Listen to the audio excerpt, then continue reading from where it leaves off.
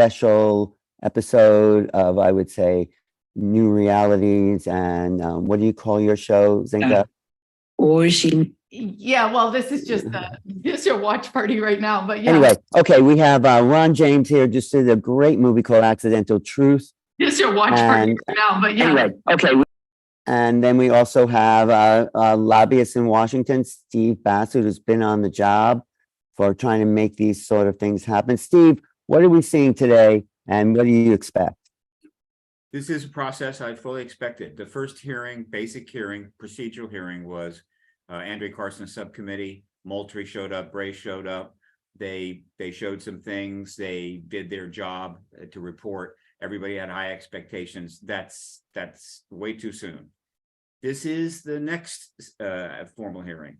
Now, there have been mentions in some other hearings where this has come up, but they weren't specifically about this issue.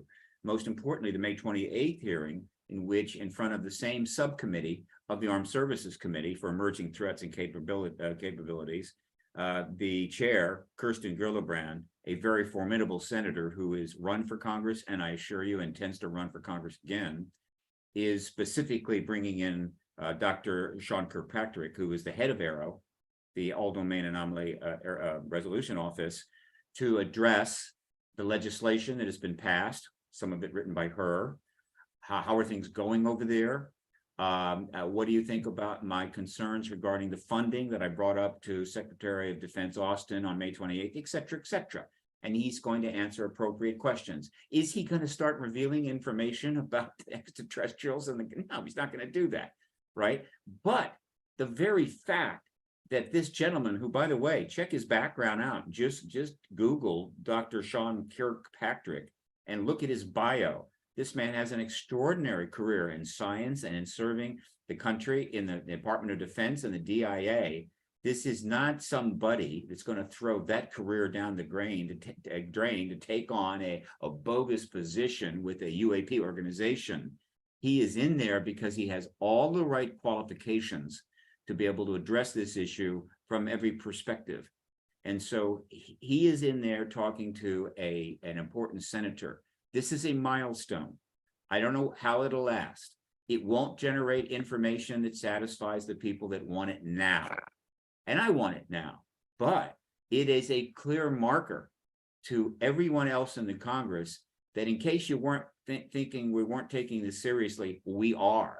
All right. I'm taking this seriously. I'm going to be running for president. My star is rising in the Republican and in the Democratic Party. All right. And I am not afraid of this issue. In fact, the message that she's sending to me is that she intends to ride a UAP into the White House. And I thought I would never say that in my 25-year career. All right. Hillary Clinton had a chance to maybe do that, but the circumstances were not the same. And it was just too risky to do. And it wasn't a basis for it. Not the case now. And so this hearing is important for that reason alone. Now, it'll be interesting to see what we learn. It'll be interesting to see if any how would you say, tidbits are thrown out to get our attention. But the fact that it's being held, that it's going to be watched worldwide, as far as I know, this is what's most important today, and I'm very pleased. Well, we're happy you're here. Ron, any feedback about your end of this or what Steve said and what you know about what's coming up?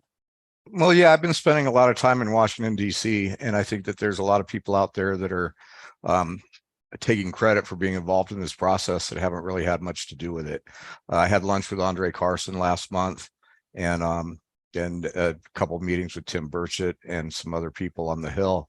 And what we're seeing unfold is a lot of what we've seen is MUFON at work in DC. We've got the best lobbying firm on the planet that's owned a woman-owned lobbying firm called A10 and Associates, and they've plugged us in. In the last year, we've had over 200 meetings with sitting members of Congress, the Intelligence Committee, and numerous staffers. we were personally, MUFON was responsible for pushing Andre Carson and Gillibrand and Mike Gallagher to have those hearings. We were very instrumental in them happening. And we've also been instrumental in the language of the new legislation. One of the most important things that we were able to contribute is that there is a military accountability clause in there that goes back to 1945.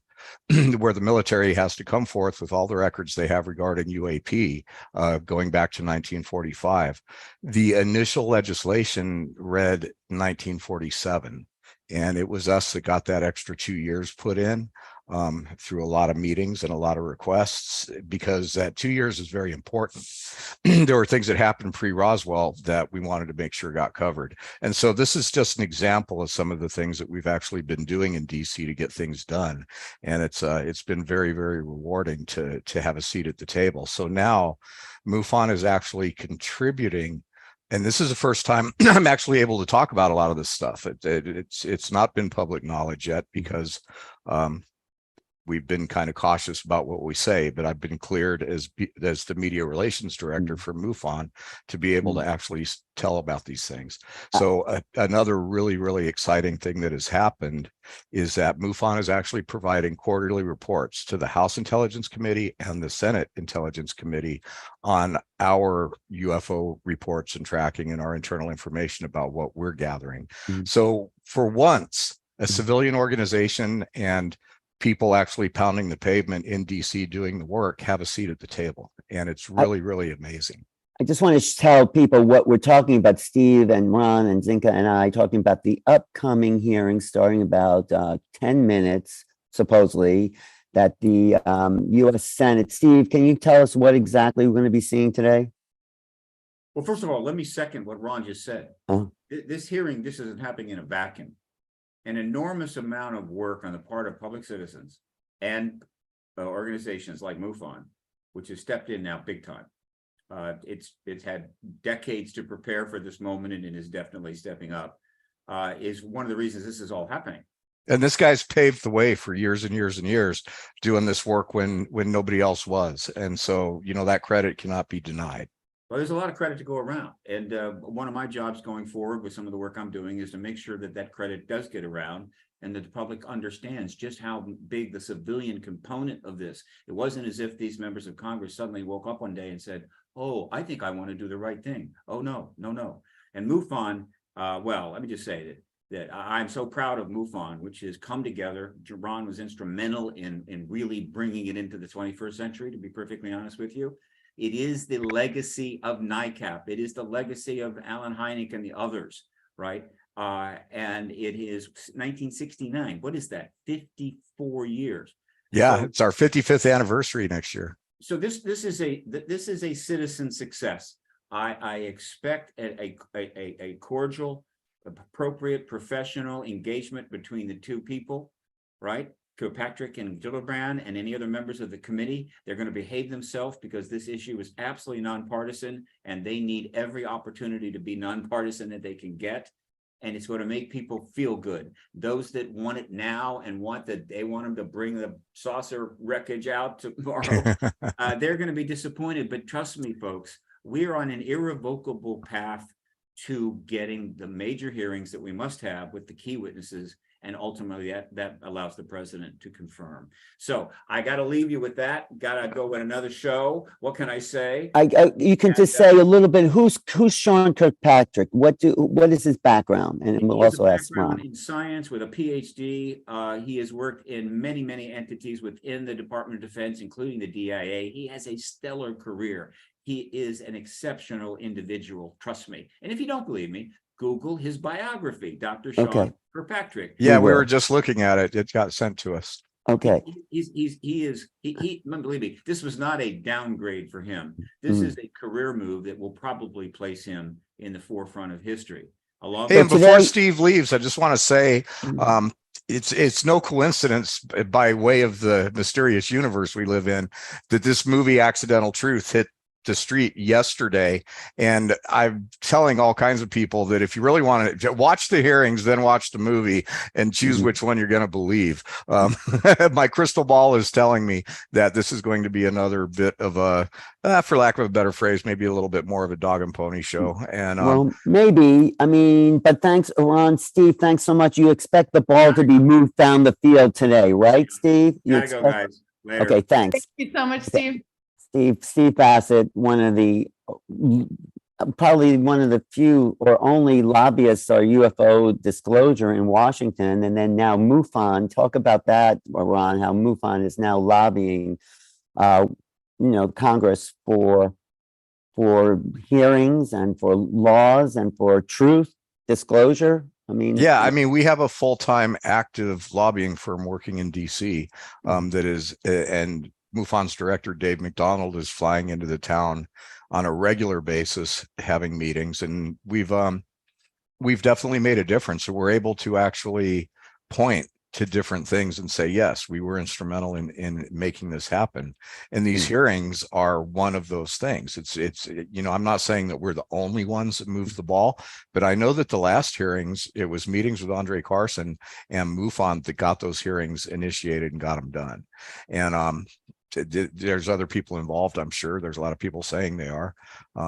So we'll see, but yeah, we've been doing a lot. And then of course the Accidental Truth movie is a production of MUFON Television, which I have, and so we're really doing a lot to move the whole. Hey, do you have a little trailer that while we're waiting for these hearings to start, do you have a little like 2-minute trailer for the film you want to bring up, or and because it's if you just search Accidental Truth trailer, it'll pop up on YouTube. Okay, can you do that, Zenka? Accidental Truth. And Yeah, also, totally. Yep. and it's really worth seeing. I saw it about a few weeks ago. I think you really reveal what's going on in the inside, and that we're getting closer. It's such a coincidence that the film came out the day before these new hearings, and right now you can buy it across all the digital platforms, but in a week you'll be able to rent it on the 25th, and that's it's already in the top 5 on Apple just by purchase only. Great. I just also want to show that we where's that? Is this it? I think this is it. This is okay. Go ahead. If you want to share your screen, I'm just telling people it should be coming up that we are going to be hearing together and then commenting on these All-Domain Anomaly Resolution Office, which is now the current arm of UFO investigation, UAP investigations within Congress. And so one thing that we might want to point out, Steve had mentioned Gillibrand and Gallagher and all these people. This is in the Senate, today's hearing. So this is not going to probably feature those guys because they're in the House. So this is going to be a whole new cast of characters that are going to be appearing today. And, my crystal ball prediction is that we're going to see the infrastructure of compartmentalization at work, where plausible deniability is made possible by the fact that one hand doesn't know what the other one's doing. So I'm predicting more of the same. All right. Well, let's see what we get. Should we show the trailer and then I'll watch? Yeah, I'll totally. watch for it. I just want to presence the people that are just joining us right now. We just have Steve Bassett and Ron James both heralding this day right now in Congress. We've been on these, watch parties before, and it's been like, man, this is not going to be good. This is just going to be, this is just going to be more of the same. But there's something different happening right now. There's traction happening. And, for those of you just joining it, it's you guys, like it's the MUFON people, it's the citizens that have gotten together, gotten organized. Steve Bassett doing all these lobbying, like this is what's possible. And what also is really getting me super excited right now is that it's a bipartisan, like how hilarious that we've thought that this whole, the UFO alien thing was going to divide the world. Well, what if it brings this country together? What if it's the one thing that both parties agree that that the US population wants in this election cycle? This is bringing it forward. So this is really exciting. I'm going to play the Accidental Truth trailer that we have pulled up, and I just want to echo what I was saying to Ron is like movies change the world, you guys. Stories change the world, and we're telling a new story. The new So story. before you play that, let me tell you that the movie's not, it just came out yesterday, but prior to it being released, it's up to 9 different awards so far. It just won the best documentary at Parapod. This is the Indie Fest Winner Award of Excellence. So I'm very surprised that it's gaining so much traction. It's narrated by Matthew Modine. That certainly helps a lot. But I'm just really excited to be putting this film out the day before these hearings. And it's and Alan, thank you so much for having me on the show. Yeah, of course. Today. I think it's really important that we are the commentators for a world that really is 75 years behind truth. I mean, like the public has been denied this truth for 75 plus years, and now your film and everything else is coming out. So, all right, let's play it while we can. Here we go. Yeah, great, Ron. And how can people find this when it goes to the market? Oh, it came out last night, and it's available on all the digital platforms, Amazon, Apple, Microsoft, everywhere. It's available for purchase right now, and on the 25th it'll be available for rental, and it's already in the top 5 on Apple's iTunes documentary list, so that's pretty cool. Great. It's a really great moment in the film where the accidental truths are being revealed by people like Gary Nolan, Lou Elizondo. I mean, he's done all this work himself. I mean, he's in his own these are Ron's interviews. Ron, also, Ron, just give us a little background on who you are. Where have you been? I mean, what's your whole connection to the UFO field? I've always been interested in the topic, and I've always owned my own production company since the 90s. In approximately 2007, I was actually hired by Steve Bassett to produce his X conference. And it was then that I realized that, we're dealing with the biggest deception of human history. And I decided early on that I wanted to do what I could to bring forth the truth. So over the years, I helped with the citizen hearing on disclosure, did all the video production and live streaming. And I've produced several UFO documentaries. I've won some EBE awards. I did the disclosure dialogues. I helped produce Travis, the true story of Travis Walton, Marilyn Monroe Declassified, just a few out there. And then I started in 2017. I approached MUFON to do a joint venture. We created MUFON Television, which is an online repository of over 700 UFO related pieces of media that you can't get anywhere else. So I did that, and then I finally ended up becoming the media relations director for MUFON, which is kind of cool. I got to be, because I get to work with Ancient Aliens and all these shows, and we were just on there a couple weeks ago. But that's kind of the culmination. And then Accidental Truth is my it's the best thing I've done yet as far as getting this stuff out. And I really did go in, and like in the beginning of that little trailer that you guys watched, it was an effort going back to 2009 to get answers out of people. It's really difficult to sit in a room 6 feet away from somebody who holds the keys to something you desperately want to find out information about, and they're just not going to tell you. And it's a very frustrating thing. So I did everything I could to get as much as I could out of everybody, and I shared this with the audience. Well, not only that, they hold the keys to the evolution of civilization. Yes, this is the key. So today we're gathered to here for the watch party, and what are we're going to see Kristen Gillibrand talking to Sean Kirkpatrick. Is that the idea? I don't know if we're going to see Gillibrand. She's we might. Well, this is in the Senate. I'm not sure if she's in the House or the Senate. No, she's a senator from New York. Then we will see Gillibrand today. Actually, I'm going to show a little clip of what Gillibrand said on a news show. This is from a great show I watch a lot, the Post Disclosure World, and he kind of goes and shares. Do you see that on your screen there? Do you see this, Gillibrand? Do you see something? Yeah, on we your screen? We do. Perfect. Okay, I'm just going to play a little clip here, and Oh, let me turn up the sound, and then we'll go make sure the hearing. Created along with Senator Warner and Senator Rubio and Senator Heinrich and some others, an office within the DoD and the Intelligence Committee specifically to review every unidentified aerial phenomenon that the military has access to. And we have the most intensely specific technology that can video different aerial phenomenon, that can get radar, heat sensing through our aircraft, through other radar detection. This is a good reminder that This is what Congress is pursuing. This is the guy from the post-disclosure world. I totally recommend him. Oh yeah, his he's work. got a great podcast. Yeah, and then he kind of goes forward another clip from Gillibrand here. Seeing the ground truth on this enigma. And so we set up this office 2 years ago. And during that 2 years, they've reviewed over 300 different evidence of aerial phenomenon. About half of them were deemed to be weather balloons, these type of balloon technology, perhaps detection devices.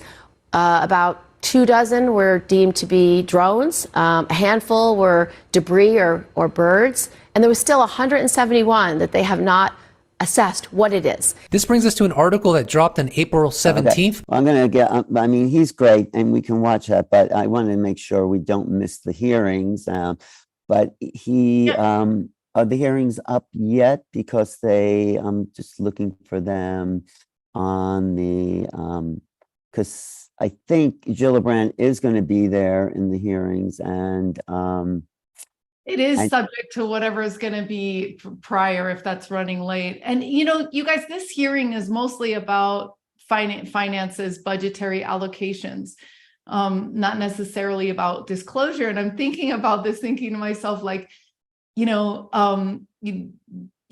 is in a military context, but how interesting that it's important that money flows toward these parts of the U.S. government in this way, but it's also interesting that this is the way that the money flows, that we have to feel like, oh, is there a threat from China? Oh, are these balloons like always having to spend money on protecting ourselves or defending ourselves instead of on our own curiosity and intellectual curiosity. And obviously this, when ET contact happens, it's a renaissance. It's a renaissance of new ideas, of health, of all these other things. And here we are having to justify it based on protection and defense and all that stuff, which is just kind of interesting. This threat narrative is serving its purpose. I don't agree with it. A lot of people don't agree with it. Stephen Greer is very outspoken on how bad it is to actually take this approach. But unfortunately, there is a series and a group of rank and file people within government, within military, that are only going to pay attention to this if it's framed that way. And it's just like Christopher Mellon told me. He says, we go by the premise that these are aliens, that a lot of people are just going to go blank. And so, unfortunately, the threat narrative is what's gotten the attention of Congress. And let's just hope that they don't take it too far to the point where they're lathering up humanity for a battle with the aliens, because we're proving consistently that our society is easily manipulated. And right. We just have to hope that they don't take that road with this. Well, no, I do want to say Kristen Gillibrand, senator from New York, who's going to be conducting these hearings, seems to be on our side.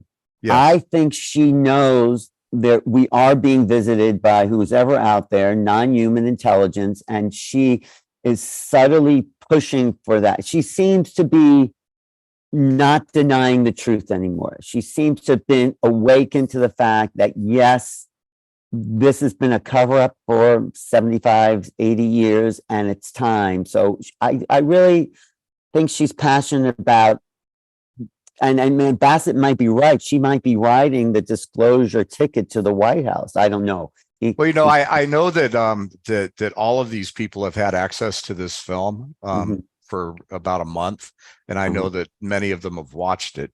And what's really interesting about what we're finding out as we get closer and closer to people in Congress is that these front-facing folks that are getting into elected office, they are being kept in the dark just as much as you and I. and they're not happy about it. And so when you walk in, a lot of people have this perception that the government is this big organized cover up, and that the people that we see sitting in Congress are part of it. They're not really part of it. They're as mad about it as we are. And when they're taken into these private rooms and they're given information that we're not being given yet, they're not happy about what they're being told, and they're not happy about the fact that it's been this major deception. So these guys are actually on our side, working within the framework that they have to work within, and we need to understand that. I didn't understand it for a long time. But wait, some of them are not on our side, because the people you talk to, and I don't think they're in between Gary Nolan, Luis Elizondo. They're not the people pulling the strings, but they're the bridge to those who is denying truth from congressional mandates and laws. Who are those people?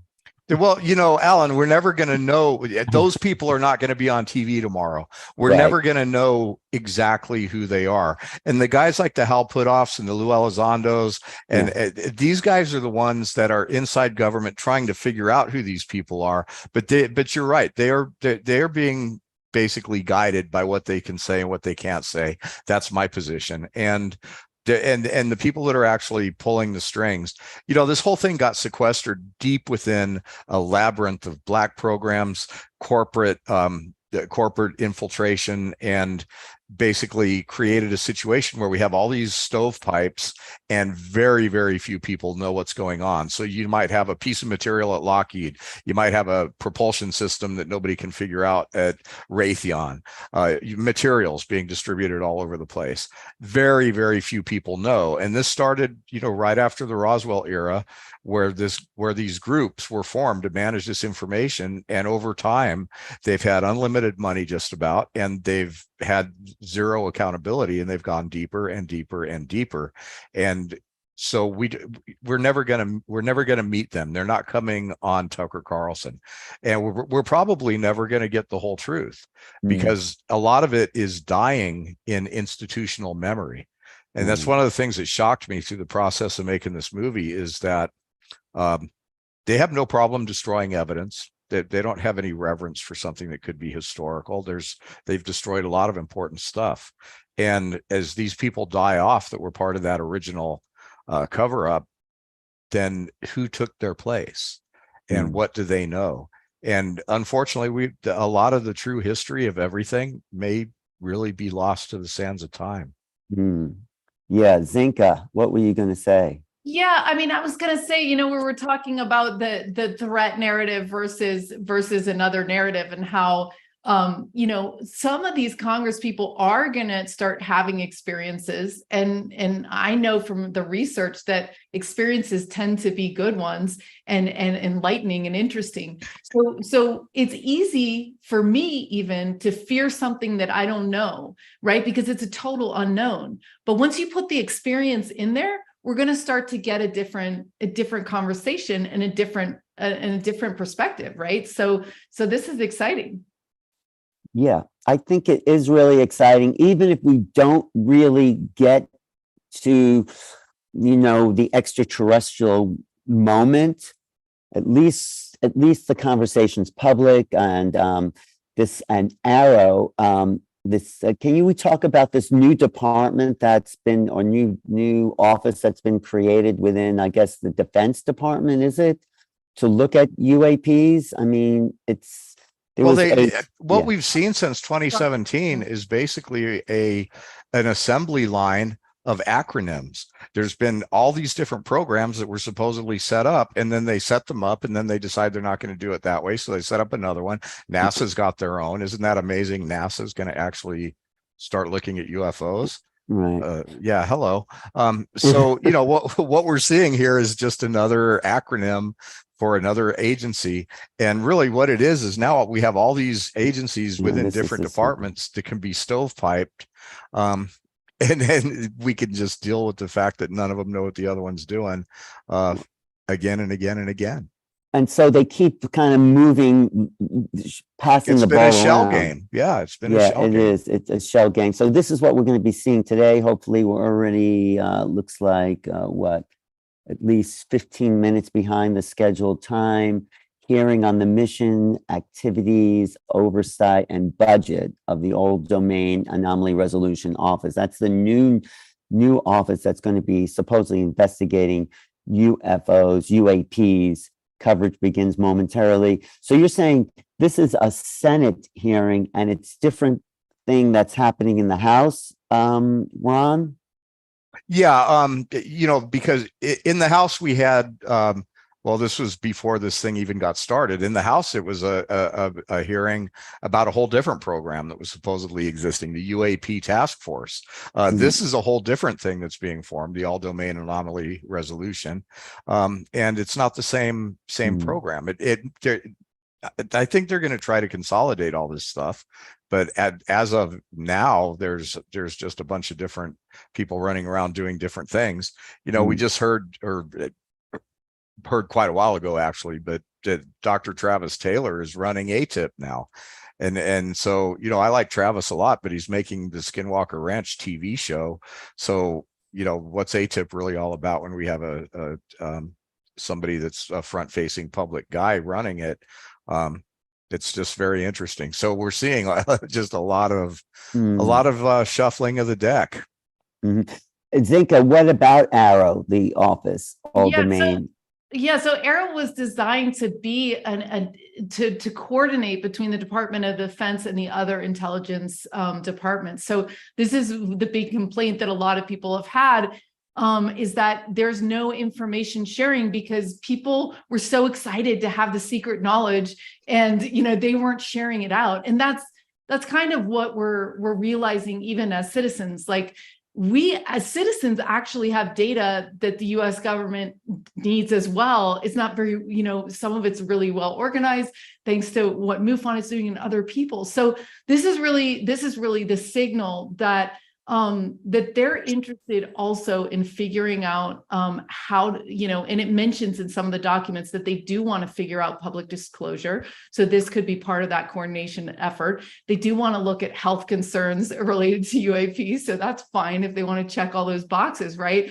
But this is a clear sign that they're going to try to have some coordination between different intelligence community, departments, the DoD, and then hopefully the US people.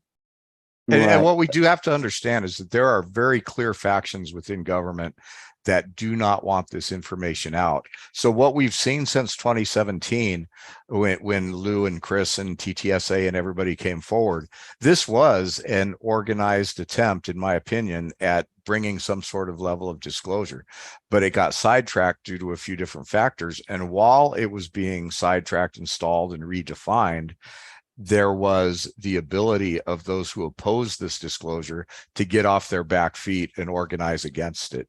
And what we're seeing bubble to the surface through all these different programs and through all, if you saw the last hearings, the amount of plausible deniability because of compartmentalization in the answers these guys gave was off the charts.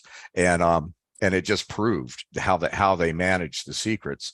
What we've seen manifesting here is that this internal battle over what we're going to be told and how we're going to be told it, and that has not been resolved. And we're dealing with a situation where, with technology advancing, with the Webb telescope, they're going to have to come clean about something, because sooner or later, Elon Musk is going to land on a pyramid on Mars, or Webb telescope is going to find a planet with lights on. It's only a matter of time until something happens that proves that this is a real thing, and they're trying to get ahead of it, but they can't really just come clean because there's so many people that would be accountable for so much bad stuff that is a result of all this deception. Well, we're going to have to give. Go ahead. Yeah, sorry, Alan. I'm just going to say, that is the reality, you guys, is that, when we were 10 years old, we did bad stuff probably, or when we were 16 or 20. Well, this is what's happening here. There's a lot of stuff that we shouldn't have done, that people shouldn't have done, but that's okay, because that's where we're at. And so it's understandable that they're nervous about how far this curtain is going to open up, and hopefully we can counter that sadness, regret, shame, whatever has happened with an excitement over what will be, right? Because if what we're painting into the future, if the reality of this closure of the next move, right?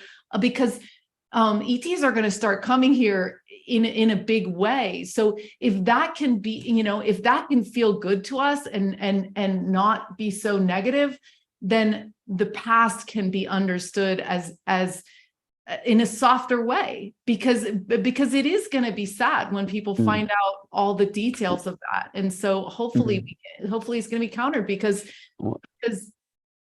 the way we look at this is important. Well, Elizondo has argued for amnesty. Okay, it happened. We've been covering up.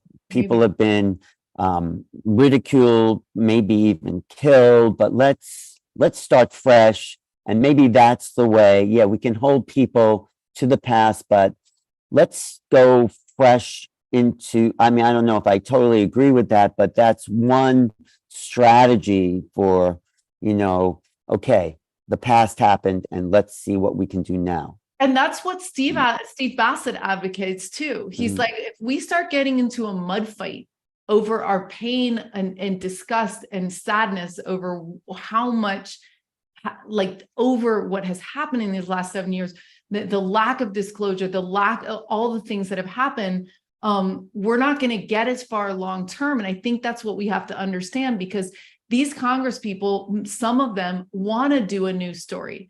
These operatives or whatever they want to do, they want to write a news. They want to step into a better scenario, but how do we let them do that? You know what I mean? So it's to our advantage. By becoming like, let's lay all the evidence out in the open. Let's see what we got. Let's roll out the bodies and the crap. I'm not saying that's definitely going to happen, but that would be the way. Let's start informing the world. It's not a U.S. situation. It's a worldwide phenomenon, which I think Ron points out in his movie. And so, hey, but Ron, I wanted to ask you also, you sat down with Steve Burchett from Tennessee. Tim, yeah. It seems like he actually might have been an experiencer. He is so passionate about. Did you get a sense of where he was coming from when you sat down? He's been like a sci-fi nerd aficionado of the topic for a long time. And when I went to Washington to interview him for the movie, I haven't released the interview yet, but I actually sat in his office with multiple cameras and I laid out the whole thing from Roswell to now to him. The first time anybody's visited a sitting member of Congress in his office on film and told them, their version of what's going on with UFOs. And he knows about all this stuff. And so he's just a guy that is into it. Andre Carson is into it. We have these people in office that they have other lives and they have other interests. And there's a lot of them that are really into the topic.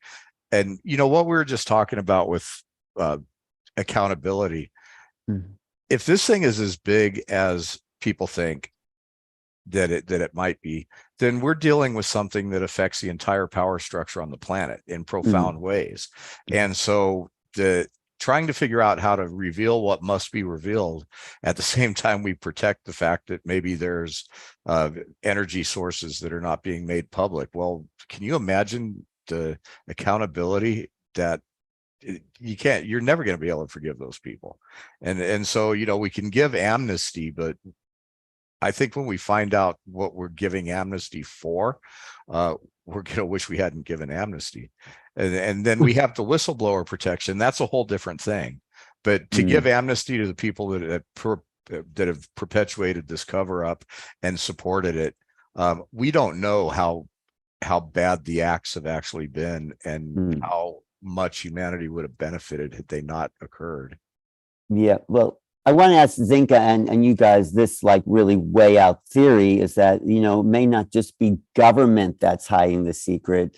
It may actually be some ET, and that's a little manipulation of government that doesn't want maybe the abductions, all this kind of very subversive kind of dealings to come forward. I mean, is that too science fiction, or is Not that at all. like, There's a huge case for that. That the Uh-huh.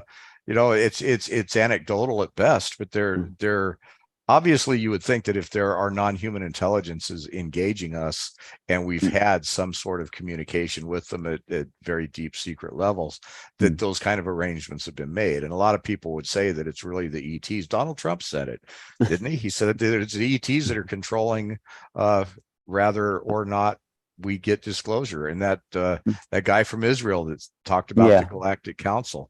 So there's a really good case that we're not going to be told for reasons that humans are not 100% in control of. Yeah, I mean, I think it is important that disclosure is done correctly because once the sea change happens, if it's a fear reality, then that's what we get and that's what we stay with, and it's going to be hard for us to course correct after that. And what we have before us is one of the best of the greatest opportunities humanity has ever seen for a renaissance like we've never imagined. Not only are we going to be traveling interstellar, you know what I mean? Like we're going to be rethinking health and all these other things. But the thing is we're gonna crash the plane, so to speak, if it's all if people aren't kind of ready. And so when these bombs drop, they end up in, that's a bad expression to say, but when these conversations happen, right, they're happening at the dinner table right now in America. Like my parents, all these people who are not even familiar with this, don't even know what they think about it, are starting to talk about it at the kitchen table. And that is where we want to be, because the truth of the matter is that more people believe in ETs in the US than God. You know what I mean? So the thing is that the population knows that this is happening. They want it to happen. And I would just say that, again, you know, the way I understand reality in general is that it is a reflection of our co-creation. And so when we say, oh, the aliens, they're abducting, and oh, they're, you know, part of them are bad. Well, that's because part of us are bad, and part of us are mutilating people in concentration camps. We're still abusing each other. We're still trafficking. So it's like we're only as good. Everything is only as good as we are together. And that's why we get to heal all this stuff. We get to forgive each other for whatever we've done. And we get to move on to create a ricochet of happiness and excitement toward all the possibilities of what we can do. Like, I want to travel off planet. I know a lot, you know what I mean? Like, let's just do this. Let's have fun and let's move on and let's create stuff. Let's cry about it. Let's do it. But we can't point fingers at their races when we're doing even worse here. Right. I also think Zenka, Ron, you don't really know Zenka's work, but Zenka is starting a citizens movement for our own experiential activation of contact. So Zenka, for people, for Ron and everyone watching while we're still waiting for the U.S. Senate hearings to begin, can you just give a little background on your research and how passionate you are about making contact, which was the name of my book, that you are creating with your research? It's citizens research here, Ron. And she's worth an interview on MUFON TV. So yeah, tell us. Yeah, I mean, so Alan's part of it. It's this idea of saying, okay, so we're reading about contact that's happened, you know, decades ago, or we're hearing about it in films, but I want to have that contact, and how do I do it?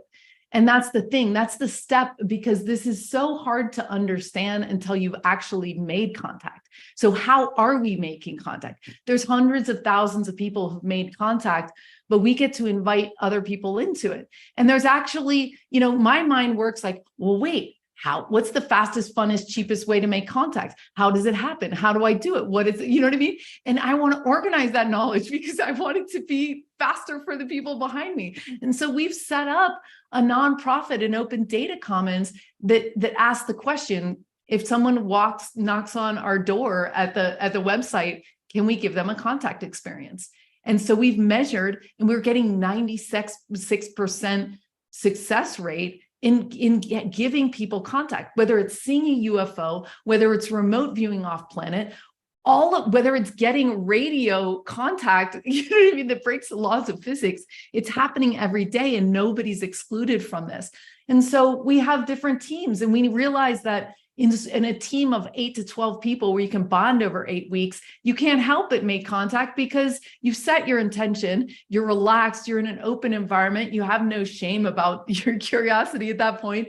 And then you have a guide like Alan that's walking you through the steps. So, you know, he's having you remote viewing. I'm using remote viewing as a way of accessing off-world beings. And this is something that in an interview with Richard Dolan and one of the insiders from the Loose Thread said this is exactly what the government is doing to find out who's in the UFOs too. They're remote viewing these craft. Of course, they're really well-trained remote viewers, and we're just training people in these classes, but we are making contact with our non-local extension of the mind, and people are having incredible success. So yeah, make no mistake that the US government is using psychological consciousness tools to actually do this, as do ETs. So ETs use telepathy. There's a higher order of our senses. There's a higher order of intelligence. And so when we get, LightNet, so we have these teams starting in June. If you're, if you're curious, you can go to lightnet.org and you can check it out. And the other component is trying to bring together all the nonprofits, like what Ron is doing, MUFON, like the data set that Mark Sims gathered, and that ET Let's Talk gathered, and actually putting it into an open data commons so that we can say, if someone says, oh, they're a threat, well, we can say, well, the data shows otherwise. We've got people all over the world. 50% of the people that have made contact have had miracle healings. So that is research by Ray Hernandez that always makes me just go, wow. So if that's happening, and that's dozens and dozens of countries, and that's the data that's coming through 5,000 people. So this is the kind of things that make us reconsider, what is the opportunity here for us to make contact with higher civilizations? What is the true nature of reality? What is the true nature of dimensional reality?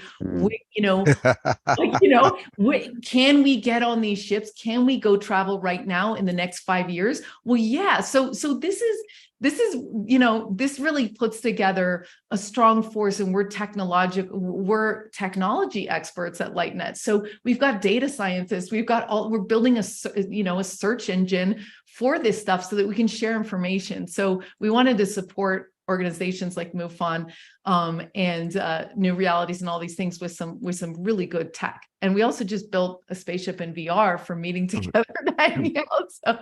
So yeah. That's pretty okay. cool. I just want any comment about that. I just also have two guests joining us here. Let me just take back my. Hey, so now that you're bringing this whole reality thing into it, the trailer that we showed a minute ago wasn't actually the official trailer. And if it's okay, I'd like to play the official one. And the reason is because for Zenka, this whole film, the last third of it is exploring these things that we're talking about. And I think that the trail of breadcrumbs that is being started by the possibility of ETs and started by all the other kinds of encounters that we have with different types of non-human interactions are really leading us to more than just understanding that these things are part of our reality, but understanding our reality itself. In fact, the very lesson that we're being taught by these phenomena could very well be that is you guys need to understand that you're basically in a simulation, and anything can happen in this reality. And so as we debate rather they're from Zeta Reticuli or they're interdimensional or they're time travelers, we have to come to grips with the fact that the answer may be all of the above, and that it may have more to do with our collective and subjective realities than it has to do with the reality of a flesh and blood origin of any of this stuff. And so that's why, if it's okay, let me play the trailer and then let's see. And I have two special guests. Don't forget to share your sound. after your trailer. So yeah, go ahead, Ron. Okay. And Zig, I'd be curious what you think about the this when you see it.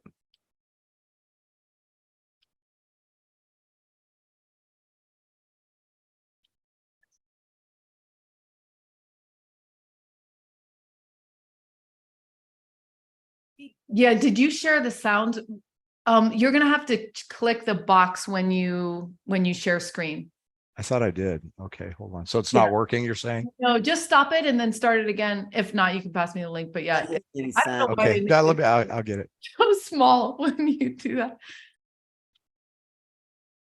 Tell me if it's there now. Full size. Yes. End here, Ron. Yeah, Ron, just pass me the link real quick and I'll pop it in and share screen. Oh, really? So it's still not working? Or Okay. is it coming off of your computer? While we're doing that, I just want to introduce two people who are going to be commenting on the program too, who have been following this. Yay! The doctors are in. Doctors JJ and Desiree Hurtak. All right. And about to see the Senate hearings here, JJ, Desiree. Any comment on what you're expecting for today? I would say that what we're going to hear is pretty much a cautious review of data that's mostly out there already in circulation. Yeah. I'm not expecting anything that's super surprising. Found out. Zink, I just sent it to you in the chat. We'll see where it goes. Anyway, let's look at Yeah. Ron's film. Do we have that link? We Hi, guys. How are you? Hello.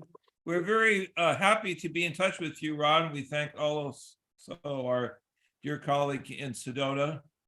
And we're here to look carefully and clearly at the next phase of the public hearing. Ron, we highly recommend your new film. You really have covered a lot of bases on that. And I think you probably said a lot more than we're going to hear today, but let's see. Yeah, where it goes. exactly. You know, it's funny that it came out yesterday, the day before the hearings, and we have this little joke is like, well, Accidental Truth came out on the 18th, the new congressional hearings on the 19th. Where are you going to go for answers? Well, so you got it, Zenka. Let's show it. There we go. Okay. Full screen. So I wanted you to see that, Zenka, because the the last section of the film really starts to open up a lot of the things that you were talking about. Yeah. That's so beautiful. This is such an incredible mystery of a world and reality that we're living in. And it's so great to be co-creating it with people like you guys and the people watching this, because this is where, we used to have just the king and the narrative would derive from that. And then we used to have 4 network channels and the narrative would derive from that. Now we have like 50,000 YouTube channels. And so like the narrative is evolving to our heart's content. And so this is really exciting. And that film looks incredible. The Hurtaks have been like, you got to go to the premiere. I think I got 3 or 4 phone calls about it because it is a really momentous thing to do that. And, we get to spend time thinking about what we want after we realize that this stuff is true. Now, what do we want? Like, let's spend in conversation. I did a lot of research and people can think about what they don't want and they can think about the past very well. But then when we think about the future, it takes that pause and digging in for one person to come up with an idea and then another person and another person, another person. So we get to, if this is the way reality works, we get to imagine what we actually want to happen in the future, and it'll make it all happen faster instead of just sitting there waiting for it to happen, right? Yes, the buzzwords here are all-domain anomaly. And I've had the opportunity to talk to astronauts. I've talked to naval intelligence officers who do agree that a lot of this activity is in and out of our oceans. And so all domain would include not simply aerial phenomena, but that activity in the oceans that's now being recognized and perhaps provides a common basis. The hearing will come to order. I'd first like to thank our witness, Dr. Sean Kirkpatrick, for testifying here and in today's earlier closed session, and for his long and distinguished career. for the intelligence community and intelligence. The testifying here is the director of All-Domain Anomaly Resolution Office, AARO, the intelligence community established office in law. Get to the bottom of the director of All-Domain. Dr. Congress Kirkpatrick established this has a very office difficult in mission. law to get While to the we bottom have of the made very serious progress, problem there of remains a stigma unidentified attached to this anomalous phenomenon. There is a vast and complex citizen engagement, and there's also very challenging scientific and technical hurdles. So we appreciate the willingness of Dr. Kirkpatrick to lean in on this issue and the work that he has accomplished thus far. And we look forward to both his opening statement and his presentation of examples of the work AARO has done. In late 2017, media reports surfaced about activities set in motion by the late long-serving Majority Leader Senator Harry Reid more than a decade ago. We learned that there was strong evidence of advanced technology reflected in the features and performance characteristics of many objects observed by our highly trained service members operating top-of-the-line military equipment.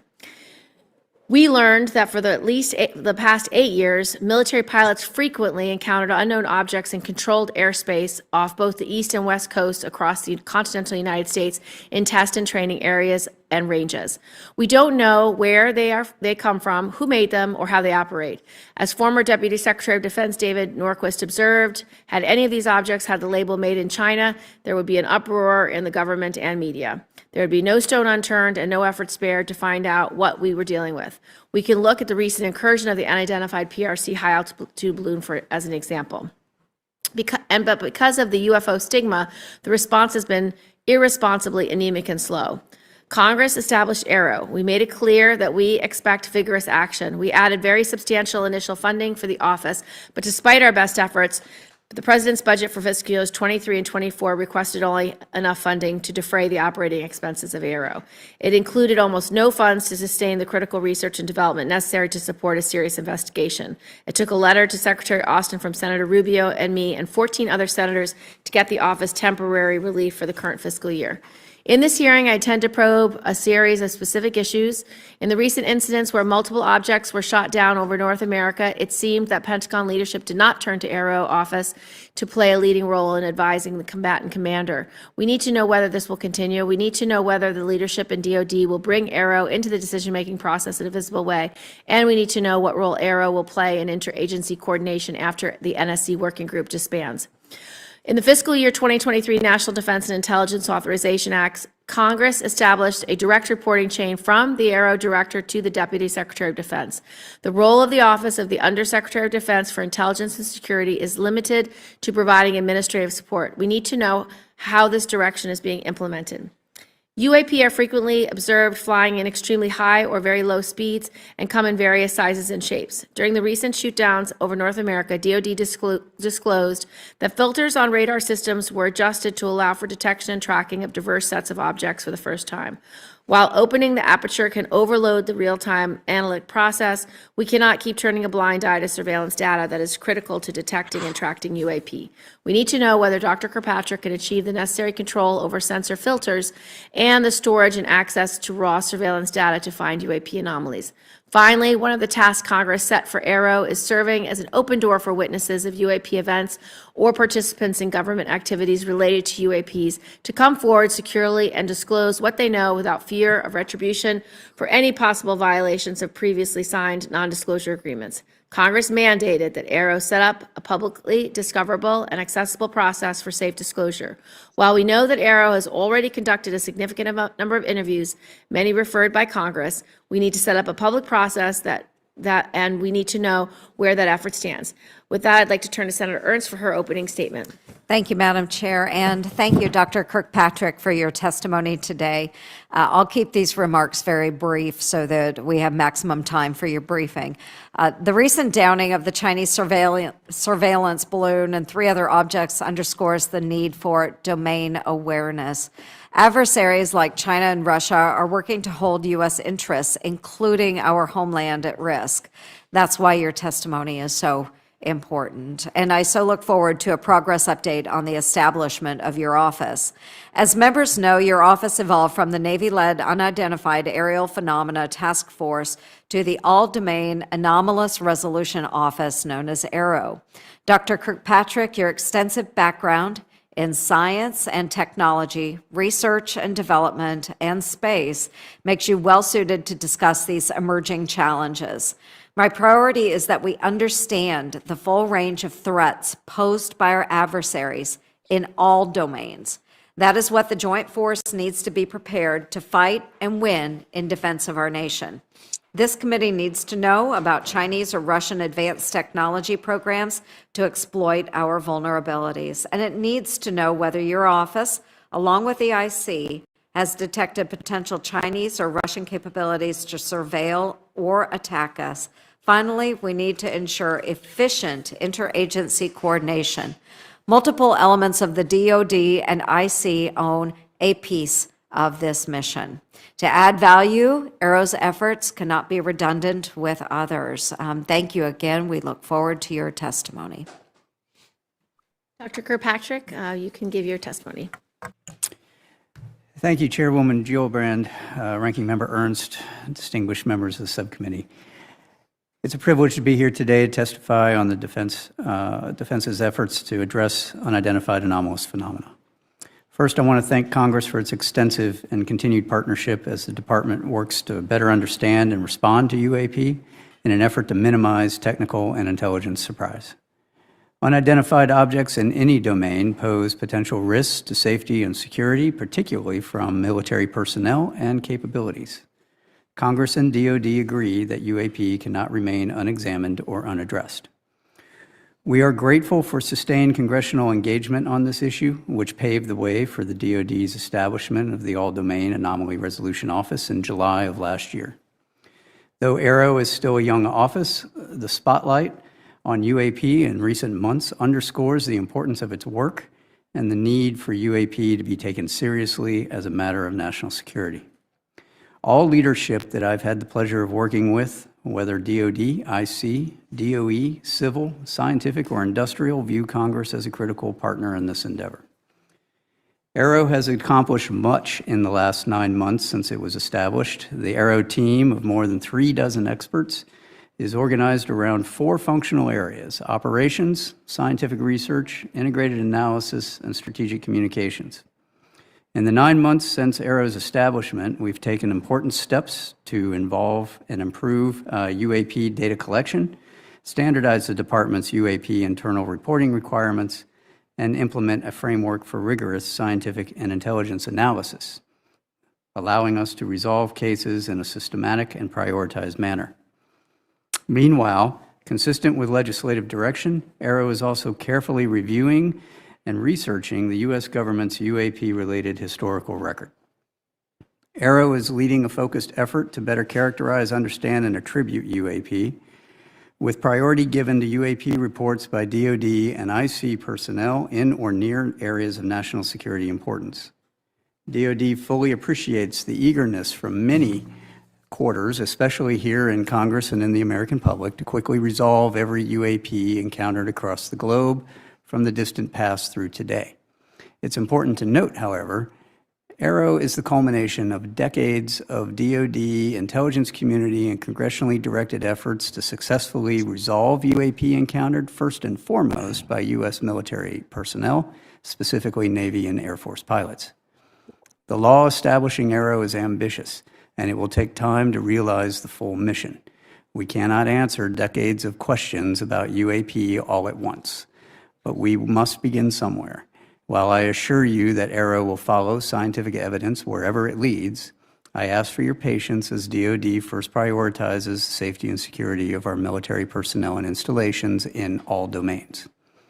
After all, a UAP encountered first by highly capable DoD and IC platforms, featuring the nation's most advanced sensors, are those UAP most likely to be resolved by my office, assuming the data can be collected.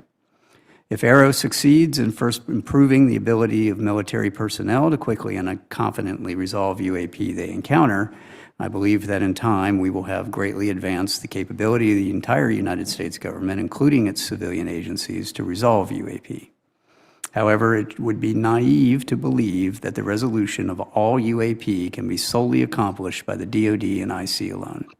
We will need to prioritize collection and leverage authorities for monitoring all domains within the continental United States. AARO's ultimate success will require partnerships with the interagency, industry partners, academia, and the scientific community, as well as the public. AARO is partnering with the services, intelligence community, DOE, as well as civil partners and across the U.S. government to tap into the resources of the interagency. The UAP challenge is more an operational and scientific issue than it is an intelligence issue. As such, we are working with industry, academia, and the scientific community, which bring their own resources, ideas, and expertise to this challenging problem set. Robust collaboration and peer review across a broad range of partners will promote greater objectivity and transparency in the study of UAP. I want to underscore today that only a very small percentage of UAP reports display signatures that could reasonably be described as anomalous. The majority of unidentified objects reported to AARO demonstrate mundane characteristics of balloons, unmanned aerial systems, clutter, natural phenomena, or other readily explainable sources. While a large number of cases in our holdings remain technically unresolved, this is primarily due to a lack of data associated with those cases. Without sufficient data, we are unable to reach defendable conclusions that meet the high scientific standards we set for resolution, and I will not close a case that I cannot defend the conclusions of.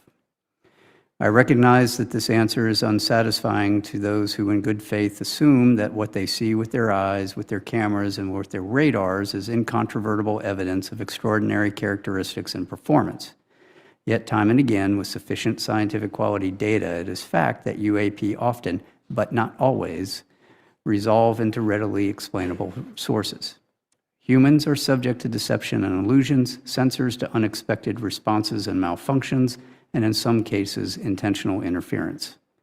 Getting to the handful of cases that pass this level of scrutiny is the mission of AARO. That is not to say that UAP, once resolved, are no longer of national security interest, however. On the contrary, learning that a UAP isn't of exotic origin, but is instead just a quadcopter or balloon, leads to the question of who is operating that quadcopter and to what purpose. The answers to those questions will inform potential national security or law enforcement responses. AARO is a member of the department's support to the administration's Tiger Team effort to deal with stratospheric objects such as the PRC high-altitude balloon.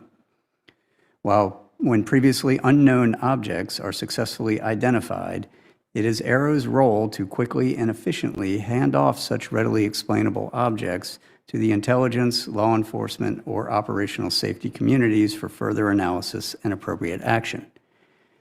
In other words, AARO's mission is to turn UAP into SEP, somebody else's problem. The U.S. government, the DoD and the IC in particular, has tremendous capabilities to deal with those encountered objects. In the wake of the PRC HAB event, the interagency is working to better integrate and share information to address identifiable stratospheric objects, but that is not AARO's lane. Meanwhile, for the few cases in all domains, space, air, and sea, that do demonstrate potentially anomalous characteristics, AARO exists to help the DoD, IC, and interagency resolve those anomalous cases. In doing so, AARO is approaching these cases with the highest level of objectivity and analytic rigor. This includes physically testing and employing modeling and simulation to validate our analyses and underlying theories, then peer reviewing those results within the U.S. government, industry partners, and appropriately cleared academic institutions before reaching any conclusions. I should also state clearly for the record that in our research, AARO has found no credible evidence thus far of extraterrestrial activity, off-world technology, or objects that defy the known laws of physics. In the event sufficient scientific data were ever obtained that a UAP encountered can only be explained by extraterrestrial origin, we are committed to working with our interagency partners at NASA to appropriately inform U.S. government's leadership of its findings. For those few cases that have leaked to the public previously and subsequently commented on by the U.S. government, I encourage those who hold alternative theories or views to submit your research to credible peer-reviewed scientific journals. AARO is working very hard to do the same. That is how science works, not by blog or social media. We know that there is tremendous public interest in UAP and a desire for answers from AARO. By its very nature, the UAP challenge has for decades lent itself to mystery, sensationalism, and even conspiracy. For that reason, AARO remains committed to transparency, accountability, and to sharing as much with the American public as we can, consistent with our obligation to protect not only intelligence sources and methods, but U.S. and allied capabilities.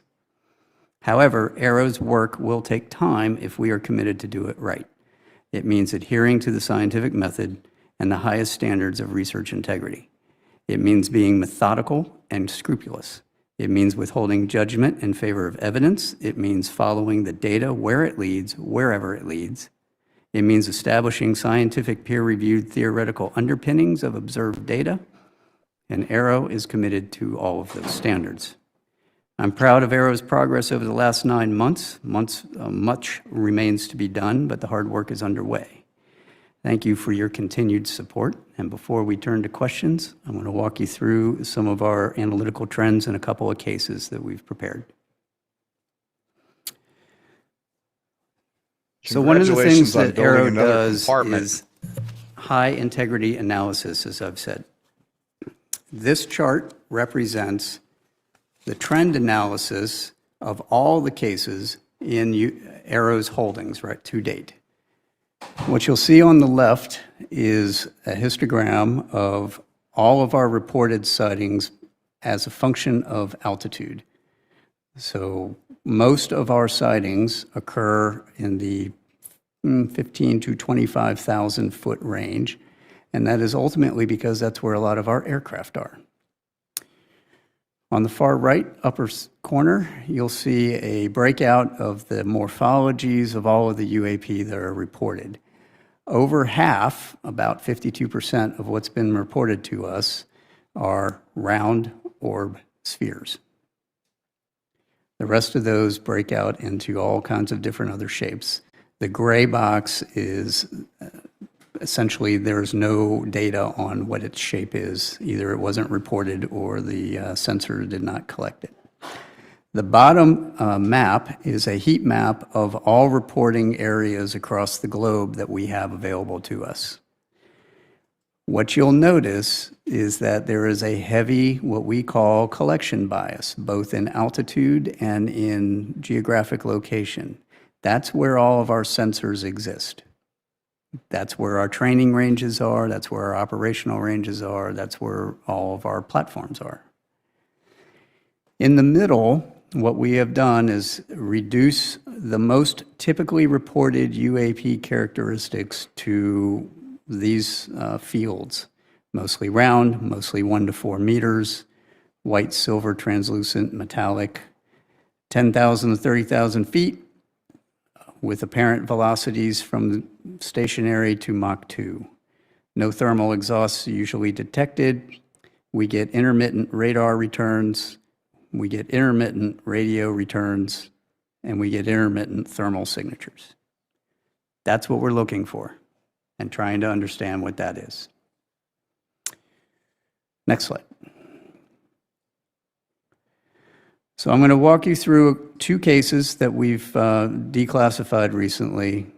This first one is an MQ-9 in the Middle East, observing that blow up, which is an apparent spherical object via EO sensors. Those are not IR. If you want to go ahead and click that and play it, you'll see it come through the top of the screen. There it goes, and then the camera will slew to follow it.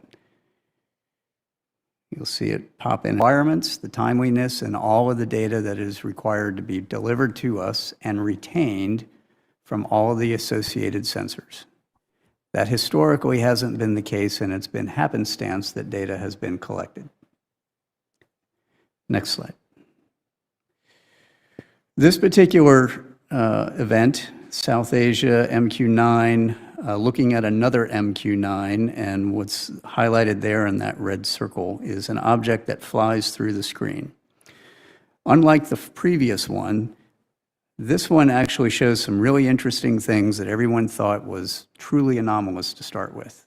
First of all, it's a high-speed object that's flying in the field of regard of 2 MQ-9s. Second, it appears to have this trail behind it, all right, which at first blush you would think that looks like a propulsion trail.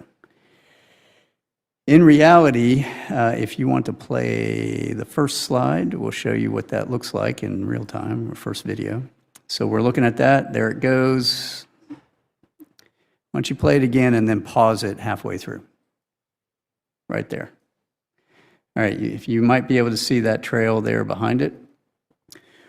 That's actually not a real trail. That is a sensor artifact.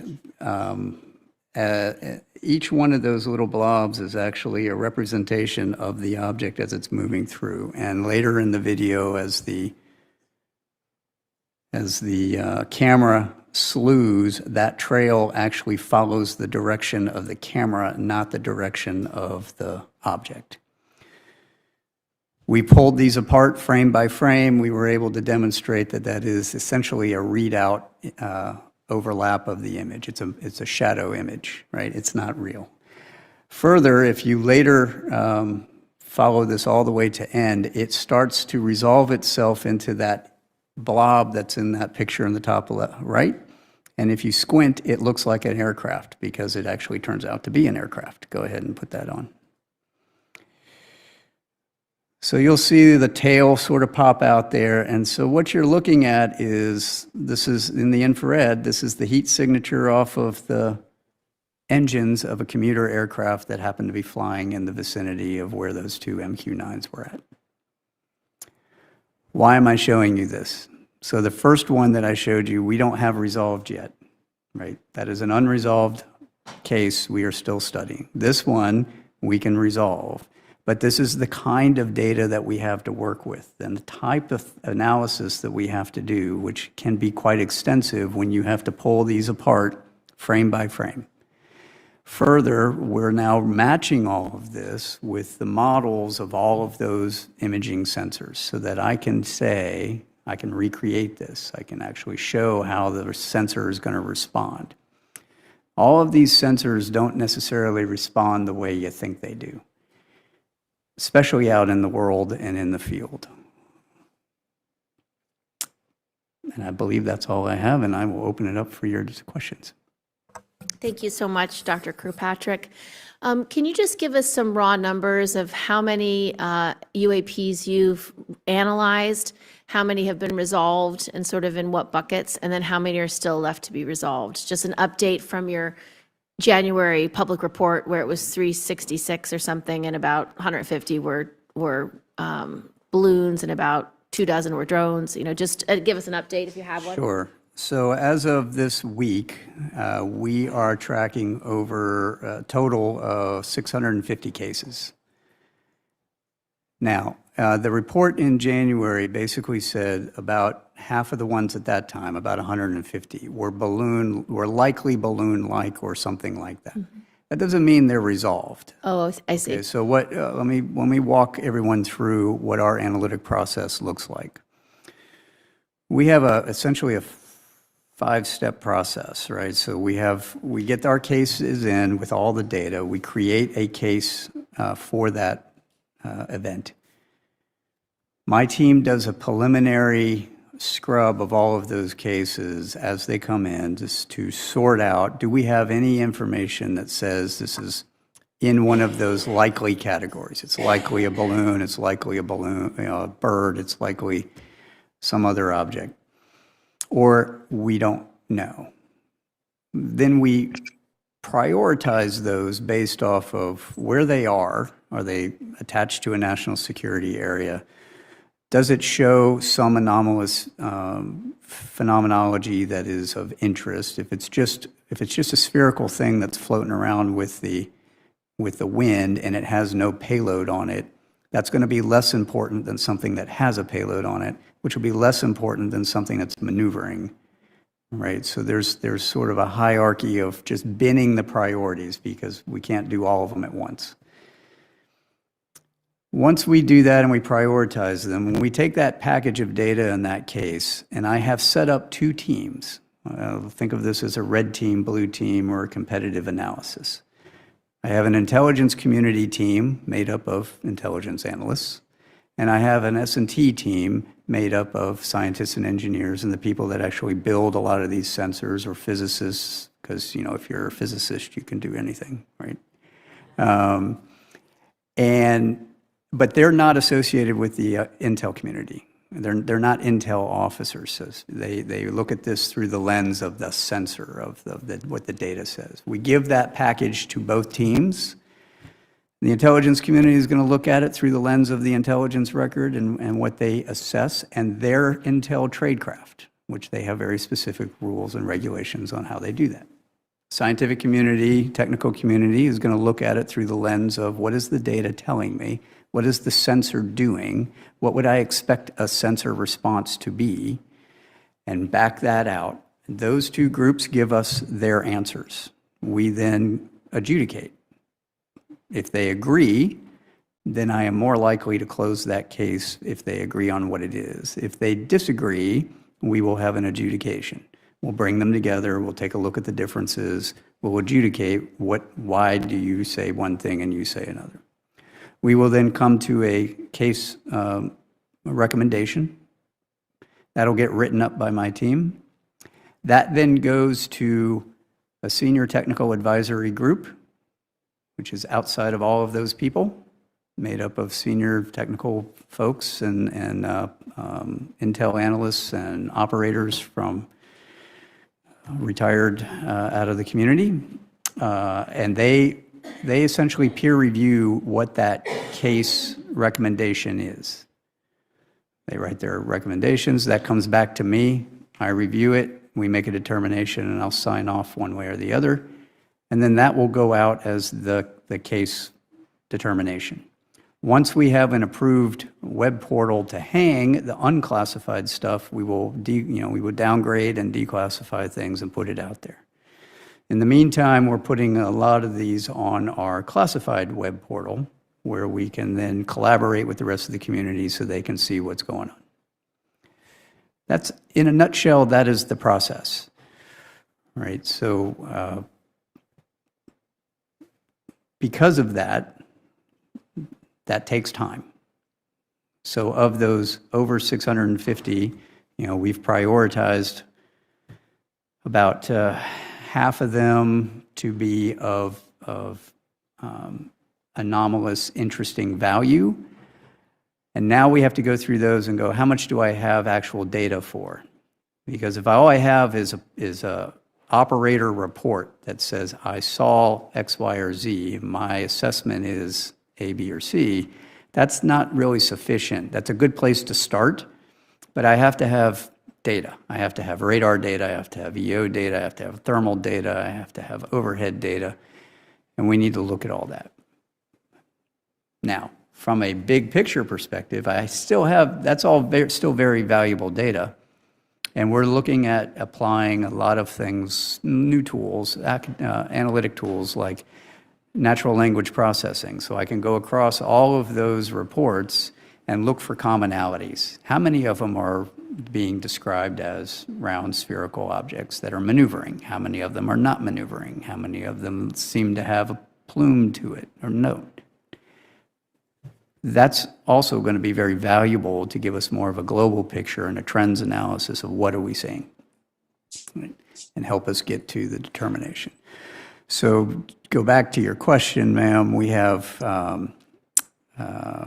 this next quarterly report will be coming out here pretty soon. Our next annual report, you all have given us, moved it up to June, July. We're going to be having that done about that time frame, and we will have we'll be combining a whole number of reports into that one. I think we're currently sitting at around, if I remember correctly, we're around 20 to 30-ish are about halfway through that analytic process. A handful of them have made it all the way out to the other side, gone through peer review. We've got case closure reports done and signed. We're going to get faster as we get more people on board and we get more of the community tools to automate some of the analysis that has to be done. Yeah, thank you, Madam Chair. And Dr. Kirkpatrick, the ODNI annual threat assessment states that China's space activities are designed to erode U.S. influence across military, technological, economic, and diplomatic spheres. Likewise, Russia will remain a key space competitor. In the course of your work, have you become aware of any Chinese or Russia technical advancements to surveil or attack U.S. interests? So that's a great question.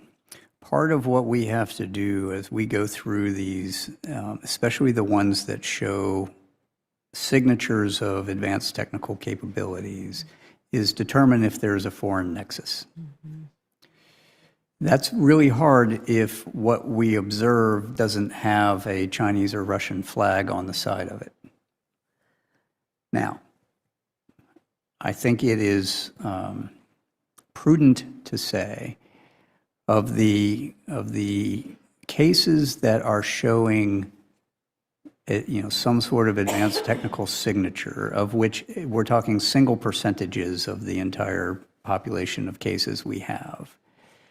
I am concerned about what that nexus is, and I have indicators that some are related to foreign capabilities.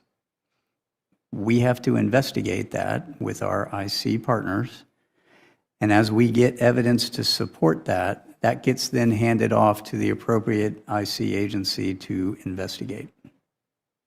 Again, it becomes an SEP at that point. Yeah, somebody else's problem. Right. Very good. Thank you. Yes, is it possible that the Chinese or Russian advanced technologies could be causing some of these anomalous behaviors?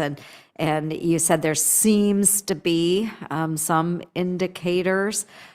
So just for us today, could you describe potential threat that might exist out there if they are foreign nexus? In order to do this research appropriately, we have to also be cognizant of what is the state of the art in development across the S&T community.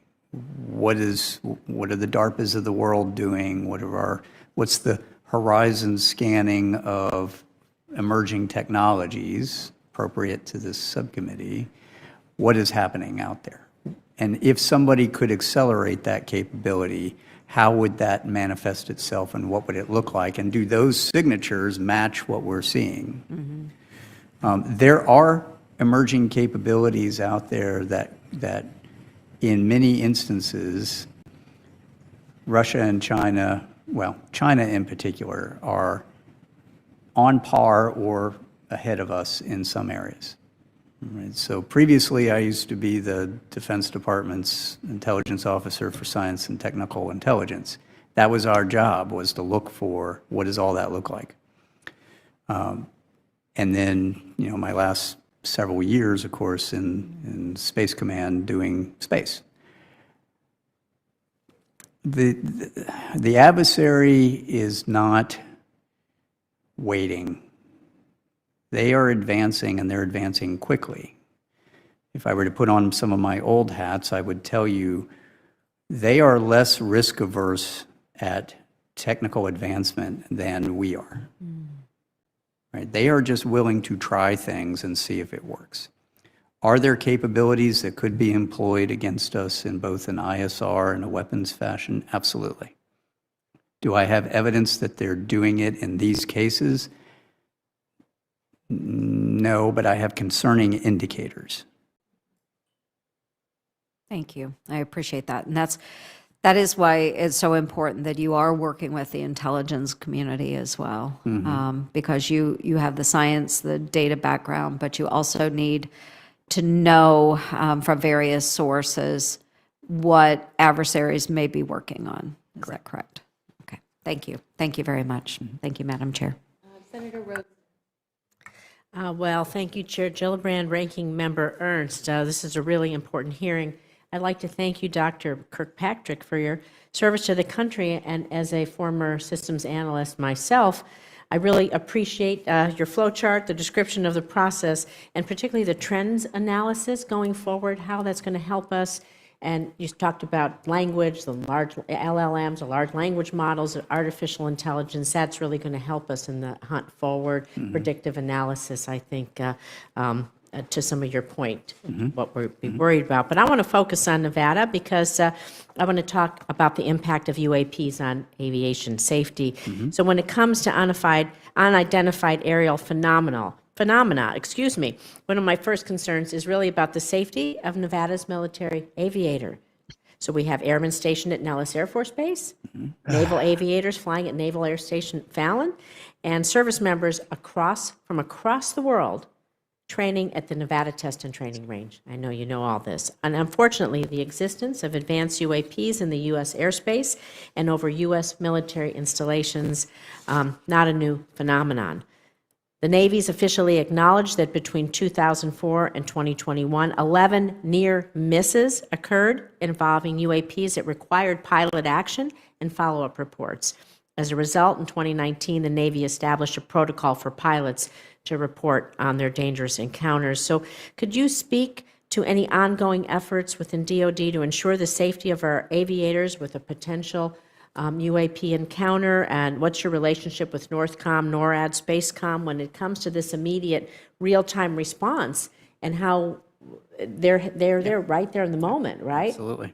That's a great question. So let me start with, my relationship with the commands are very good. I just came back from sitting down with General Van Herk and all the J staff out at Northcom a couple weeks ago, talking through exactly what we need to do to help them get their arms around this. We are also working very closely with Joint Staff, and the Joint Staff has just been very outstanding in helping work through policy and guidance issues to the forces and to the services. And I would like to just make sure that we message back to all of the operators the importance of their reporting and the fact that you're about to get a bunch of new requirements that we're issuing through the Joint Staff on all of the data that we're going to need you to save and report back to us. It is invaluable, and we are working to try to take the most advantage of that to learn what it is that we're trying to mitigate. To get directly to your question, first thing that we're doing is normalizing our reporting, right? We're standardizing our reporting and the requirements associated with that. Guidance from the Joint Staff, I think, goes out maybe this week, maybe next week, that we've been working with them for some months that does exactly what I just said. It gives them timelines, it gives them requirements, it gives them, here's all the data you have to have, and you got to retain it. The next thing that comes after that is a plan ord that will go out to the commands for mitigation and response. So there's a couple of things that we have to do. One, I need to work with the commands and with the IC and with our outside of our DoD and IC partners to extend our collection posture targeted at some of these key areas that you saw on that heat map. That have a lot of activity so that we can turn on extra collection when an operator sees something. So part of this is generating as a response function, in what we call a tactic, technique, and procedure for an operator. When he sees something, calls back to the operations floor, they can turn on additional collection. What does that collection look like? How do I bring all that together so I can get more data on what is that thing?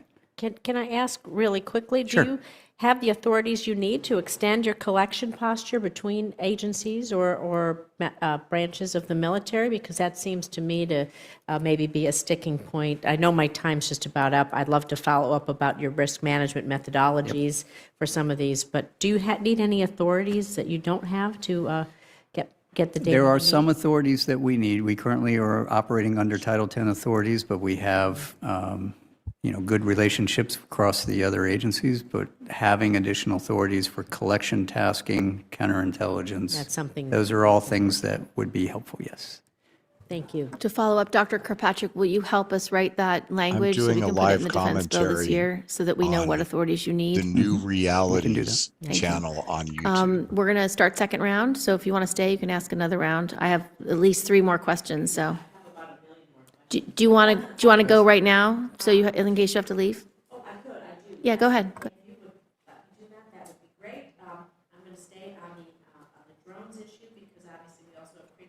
YouTube New Realities channel. Spy balloon, it did cross through the U.S. airspace, shot down by a Sidewinder missile fired from an F-22. Sidewinders cost us close to $500,000 each.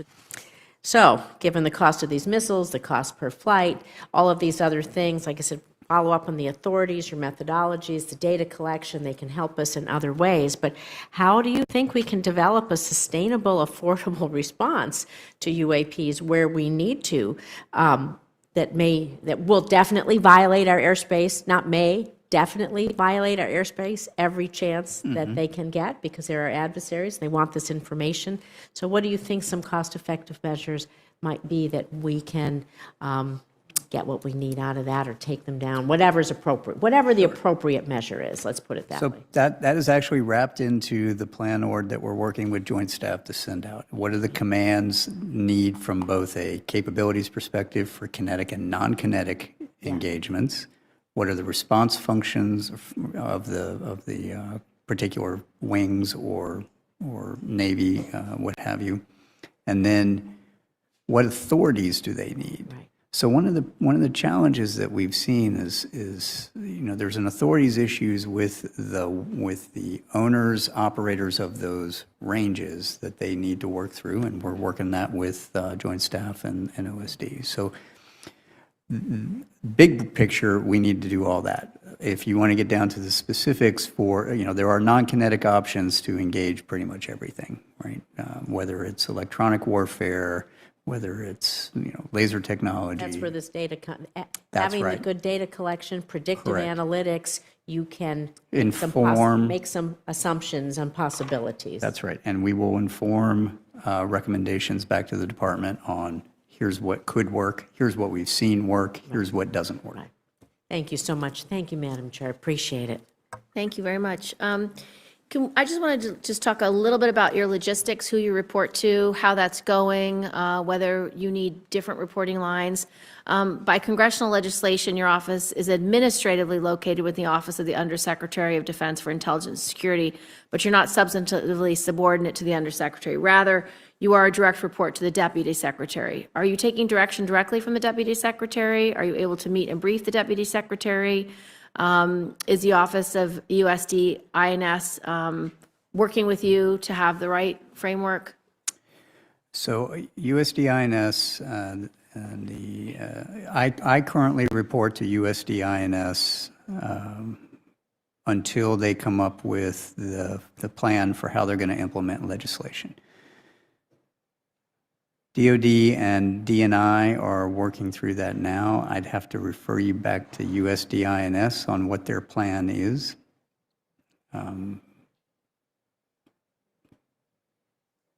Do I need to update your reporting structure in the next defense bill, or is this something that you think will work its way out, or does it need further clarity? I think they're planning on coming back to you with an answer on what that plan is, and I think at that time that will inform what you want to do. Okay, thank you. As you know, Dr. Kirkpatrick, Congress has mandated that your office establish a discoverable and accessible electronic method for potential witnesses of UAP incidents and potential participants in government UAP-related activities to contact your office and tell their stories. Congress also set up a process whereby people subject to non-disclosure agreements, preventing them from disclosing what they may have witnessed or participated in, could tell you what they know without risk of retribution or violation of their NDAs. Have you submitted a public-facing website product for approval to your superiors, and how long has it been under review? I have. We submitted the first version of that before Christmas. And do you have an estimate from them when they will respond and when you'll have feedback on that? No, I don't. Okay. We will author a letter asking for that timely response to your superiors. When do you expect that you will establish a public-facing, discoverable, and access portal for people to use to contact your office as the law requires? So I would like to first say thank you all very much for referring the witnesses that you have thus far to us. I appreciate that. We've brought in nearly 24 so far. It's been very helpful.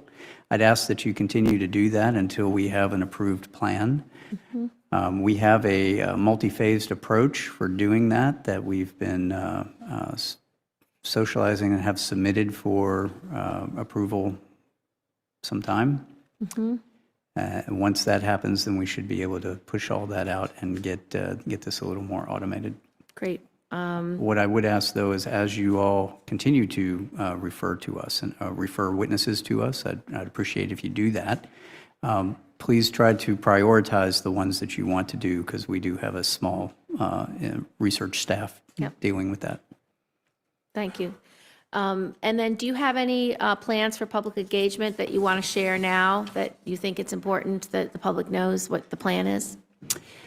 So we have a number of public engagement recommendations according to our strategic plan. All of those have been submitted for approval. They have to be approved by USDINS. We are waiting for approval to go do that. Okay, I will follow up on that. And then my last question is about the integration of departments, UAP operations, research analysis, and strategic communications. During the recent UAP incidents over North America, it didn't appear that you were allowed to play that role. Do you agree that the public perception is generally that you and your office did not appear to play a major role in the department's response to the detection of objects over North America? What can you tell us that's going on behind the scenes from your perspective? And in the after-action assessment process, is there awareness that there is a need to operate differently in the future and a commitment to doing so? When the objects were first detected, I got called by Joint Staff leadership to come in late one night to review events as they were unfolding and to give them an assessment based on what we knew at that time. I did that, worked with the Director of Joint Staff, the J2 and the J3 that night and over the couple of following days on what are the types of things that we are tracking from an unidentified object perspective, what databases do we use, those sorts of things for known objects, known tracking. Beyond that, the response, I would have to refer you back to the White House for the decision on how they did the response. We did not play a role in what you would respond, other than that initial, advice on what we are seeing and how we are seeing it. Thank you, Madam Chair. Dr. Kirkpatrick, I know that your office has gotten a lot of attention recently, and of course, any new agency, there tends to be a push to increase size and funding. We want to make sure that you're able to meet your goals, but what I also need to ensure is that we're not duplicating or replicating existing functions and creating redundancy within DoD and the interagency. So what steps are you taking right now to make sure that your particular office and function is unique to any of the other agencies that might be involved in these types of cases? Yeah, that's a great question. So I would like to lay down, here's what am I, sort of my mission and my goal and my vision here. So the vision is at some point in the future, you should not need an AARO. If I'm successful in what I'm doing, we should be able to normalize everything that we're doing into existing processes, functions, agencies, and organizations, and make that part of their mission and their role. Right now, the niche that we form is really going after the unknowns. I think you articulated it early on, this is a hunt mission for what might somebody be doing in our backyard that we don't know about. All right, well, that is what we are doing, right? But at some point, we should be able to normalize that. That's why it's so important, the work we're doing with Joint Staff, to normalize that into DoD policy and guidance. We are bringing in all of our interagency partners. So NASA is providing a liaison for us. I have FBI liaison, I have OSI liaison, I have service liaisons. Half of my staff come from the IC, half of my staff come from other scientific and technical backgrounds. I have DOE. And so what we're trying to do is ensure, again, as I make UAP into SEP, they get handed off to the people that is their mission to go do, so that we aren't duplicating that. I'm not going to go chase the Chinese high-altitude balloon, for example. That's not my job. It's not an unknown, and it's not anomalous anymore. Now it goes over to them. Right. Very good. Thank you, Madam Chair. I wanted just to follow up on the filters for surveillance. Outside observers have speculated that DoD sets filters on certain sensors to eliminate objects that are moving really fast or slow, because what we are looking for militarily are conventional aircraft and missiles. UAP that doesn't fit into these programs would thereby be weeded out and never noticed. This speculation was proven to be true during the UAP incidents over North America, where DoD publicly acknowledged that we were able to start seeing these UAPs only when we opened up these filters. Obviously, our military operators cannot be overloaded with objects that are not conventional aircraft or missiles. Can you nonetheless make sure that the raw data is being captured and subsequently processed, so that your office knows what's really out there? And is that going to cost money? Will you expect to pay for that money out of AARO's budget? One of the key tenets that we're trying to do in our science plan is understand what those signatures are.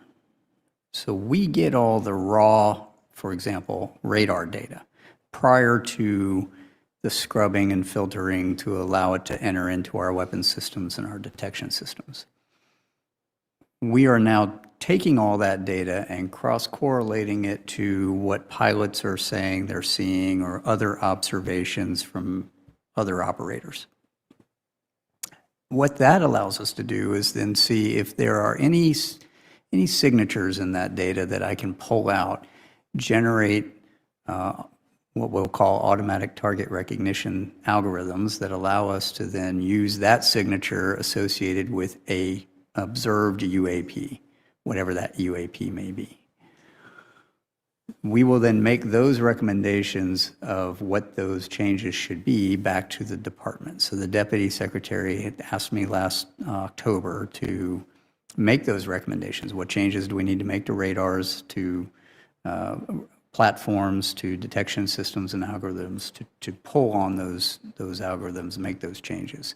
That's going to take some time. That's where the research and development comes in, right? It's not instantaneous. Right now, a lot of the, I won't say, a lot of the things that fall outside of the ranges of those filters have been identified by people in the loop, and you can't have people in the loop all the time.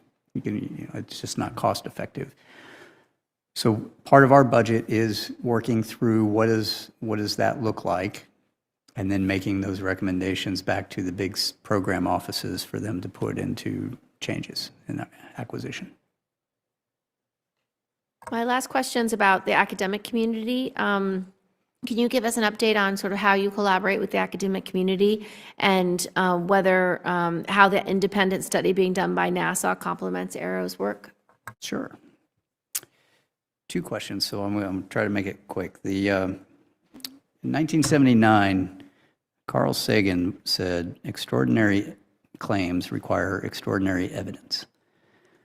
I would go one step further, and I would say extraordinary claims require not only extraordinary evidence, but extraordinary science. And so how do you do that? You do that with the scientific method, right? And so as AARO is developing and implementing its science plan, it has to do so grounded in a solid foundation of scientific theory across the entire range of hypotheses that have been presented for what UAP are. That range spans adversary breakthrough technology on one hand, known objects and phenomena in the middle, all the way to the extreme theories of extraterrestrials. All of that has physics-based signatures associated with it, whether it's theoretical from the academic community, known from things like hypersonic weapons, or adversary breakthrough technologies, as we've talked about before, or the known objects that we have to go measure. The idea is across that entire range, you have to come up with peer-reviewed scientific basis for all of it. The academic community plays a very big role on the one end of the spectrum, the intelligence community on the other end of the spectrum, and then measurement in the middle. Once I have those signatures identified in validated peer-reviewed documents, then I have something to point to for all that data. Because all that data is going to match one of those signatures, right? And then I can go, well, it's that and not that, or it's that. And that helps us go through all that. Where NASA comes in and the study that they're doing, which I'm supporting, is really looking at the unclassified data sources that might be used to augment our classified data sources to understand if there's a signature there we can pull on. So very similar to the radars, but civil capabilities. So for example, we have a lot of climate science satellites, for example, that look at Earth. Lots of them. How many of those is the data valuable in seeing these kinds of objects? The challenge in that is those platforms don't necessarily have the resolution you need. So if you remember the slide I put up there with the trends, the size of the objects we're looking for are typically reported to be 1 to 4 meters. Well, the resolution of many of the climate science civil satellites is much larger than that, which means you'd have a hard time picking out something that's smaller than a pixel on the imagery on the data. That's not to say all of it's not useful, and there are ways of pulling through that data and going through. That is what NASA is focused on right now. So what are some other data sources that could be used? In addition, things like open source and crowdsourcing of data. We're exploring public-private partnerships, ma'am, as you know, we've talked about in the past, to look at, is there a way to smartly crowdsource additional data that might be useful to augment some of my classified sources? And what does that look like? And how would we do it so that we're not overwhelmed by, everybody who wants to take a picture of everything? Is there anything else you'd like to tell the committee before we close? Or do you have another round? Yeah. Do you have anything else you'd like to tell the committee before we close? Thank you very much for allowing us to come and share a little bit of insight into what AARO is up to and what we're doing. I hope to be able to share a whole lot more in the future. We have a lot of work to do, so if you don't hear from me outside, it's because we've got a lot of work to do. Well, thank you so much, Dr. Kirkpatrick. Thank you for the hearing. Thank you.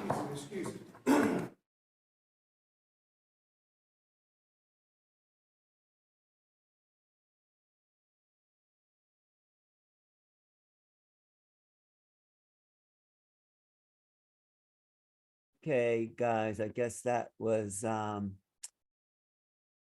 just a kind of joke there. Okay. All right, Ron, we're back. Zenka, JJ, Desiree. What was your response, JJ, Desiree? It was a carefully crafted response based upon radar signatures that needed to be analyzed more effectively, the need for peer review to be expanded, the nuances of Dr. Kirkpatrick's paper followed the technical guidelines that have been in operation since Project Blue Book. I did not expect any significant updates. He was very careful in what he said and well schooled in his branch of technology. I've, as a participant at the first disclosure conference in Washington, D.C. in May of 1995, with Dr. John Mack from Harvard University, would say that there was a gross omission of testimony from key players in the world scientific community who know that there's more to the story. That is, we're dealing with non-technical life forms that have the ability to manifest and demanifest in a variety of ways, suggesting we need more of a paraphysical approach, i.e. things that have been analyzed and developed by experts at Stanford Research Institute and other think tanks. Right, I thought it was, I didn't expect for much, so that's what we got.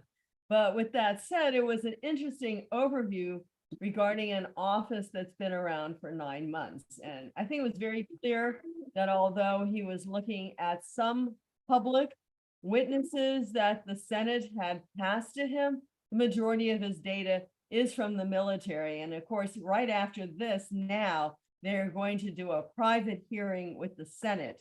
And, 650 cases in 9 months, review and a general review, he didn't say it was a finalized review, is not bad. So I'm hoping that at some point, and I don't expect it to be recent, they'll come up with being able to say a little bit more. I thought the first video they showed was very interesting. They didn't do a conclusion on it. And that was fascinating, although there's a lot of drones. And we'll talk about drones in a few minutes, but I wanted to hear Ron James. But I just wanted to say before Ron that the one sentence that was disturbing was saying, we don't have any evidence of extraterrestrial technology. Well, how would they know it's evidence of extraterrestrial technology if they're not looking at that possibility? And that's like shooting themselves in the foot. It's like, what would that look like if they can't, if it's not Chinese or Russian, which Elizondo has already said, and pointed to off-world technologies, why wouldn't it be extraterrestrial? Absolutely. I would say that they should go back and revisit the film documentation taken in 1995. Dr. John Mack from Harvard and I presented evidence of working with children and adults in South Africa and Zimbabwe who physically saw in mass objects and entities that could change physical form and had positive results rather than negative or fear-based results. So, and one of the things we can also talk about is the balloons. Maybe Well, Ron James. well, before we go to the balloons, A positive thing, or was Well, it a negative but- thing for the results? let's get- of what they're talking about. let's get their analysis of what's said. Ron, what do you comment on all of this that happened, what we just witnessed or not witnessed?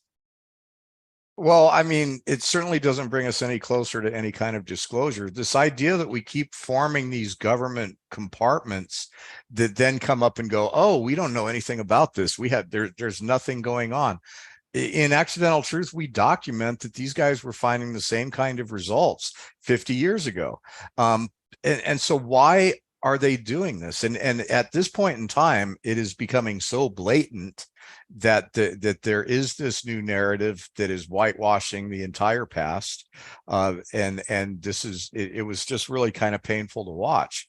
And I encourage people to watch the film because it blows the lid off of everything these guys are doing. This guy sitting in this office, a respected scientist, just basically acting like we're starting from scratch with all of this. And we know that that's not correct. We know that 40 years ago, they had programs, they're documented, we've uncovered them, we've interviewed the guy that ran them, where they were finding the same kind of craft with the same kind of capabilities. And when he says things like, well, we're not seeing anything that shows that they're betraying the laws of physics. Well, there's certain laws of physics that will allow an object to fly at a certain speed, come to a dead stop, and take a right-hand turn. You're not violating the laws of physics, but you're certainly violating the rules of anything we know how to do. So, that was a nice sidestep. So I don't know, is this guy truly not read in at any level, or is he toting the line?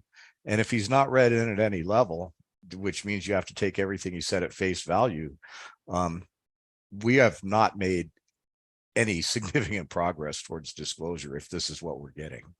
I do want to know, what do you think about the balloons? Did that distract or give an excuse? I mean, what do you feel about that? That was my question. I think in a certain sense it's distracted because now people say, oh, you know, most of these are just balloons. So Yeah, I think the balloon thing was, nothing to see here, folks. Move along. MUFON put out a press release that we didn't think it was anything significant. But what it is doing is it's reinforcing subconsciously this idea that there are threats in the sky that we need to be aware of. And that's kind of scary.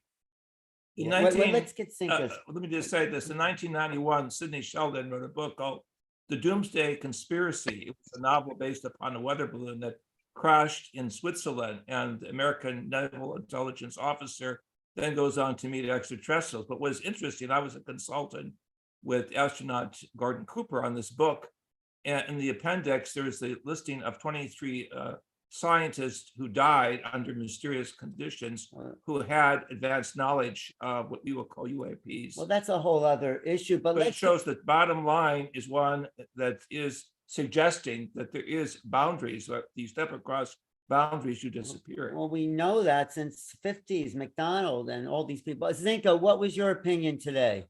Well, I think we got to remember this was a meeting to allocate funds. And I think we all want funds allocated to this. And that's the thing.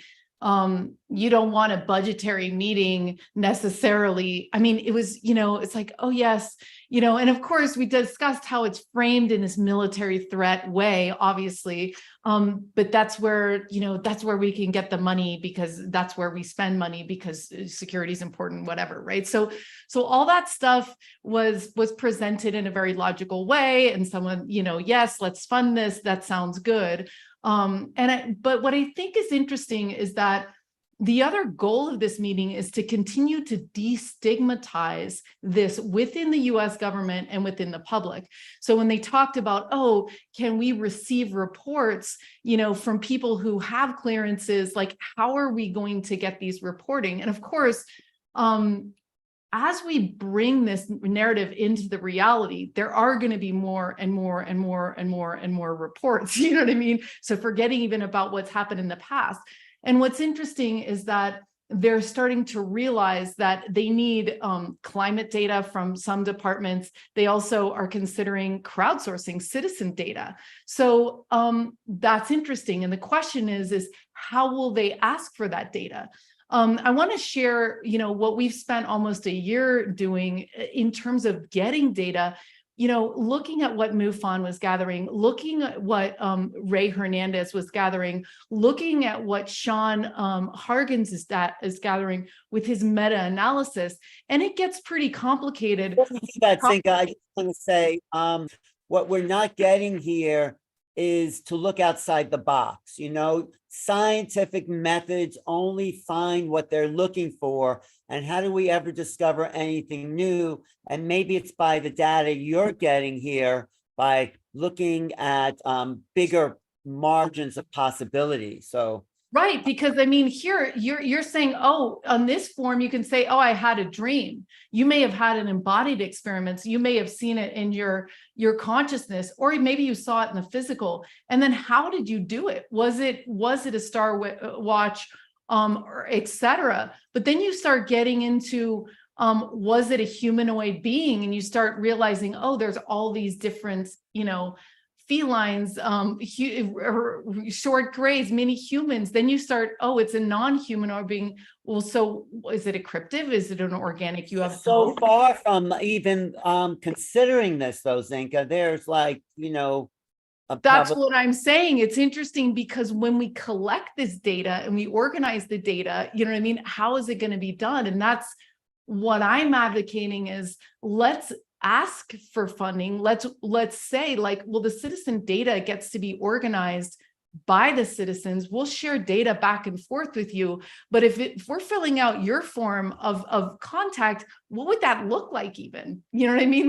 Does it capture the full essence of consciousness and how these things are happening? Because we know this stuff happens in telepathic situations. It happens during regressions. So it's bigger. Well, I don't think we're going to get that kind of cooperation from them when we're talking about these really advanced concepts that they're not willing to embrace at all. But I'm in contact right now with our lobbying firm in Washington and with Dave, Dave McDonald, the director of MUFON.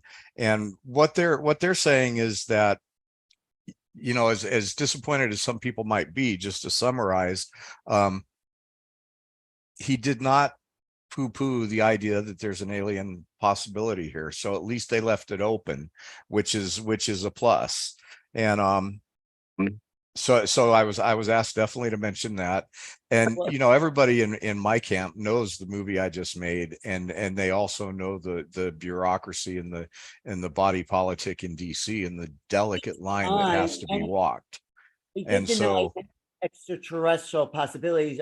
Desiree has some comments though. Well, I agree with Zenka. It really was a fundraising arrangement discussion today because they're trying to expand their office. It's 9 months old. It looks like they don't have a lot of funding. I think some of the direction they're going, which is enhancement of certain areas and analysis, enlarging the team of science and technology, as well as the international special forces community. I think all that was really a good positive.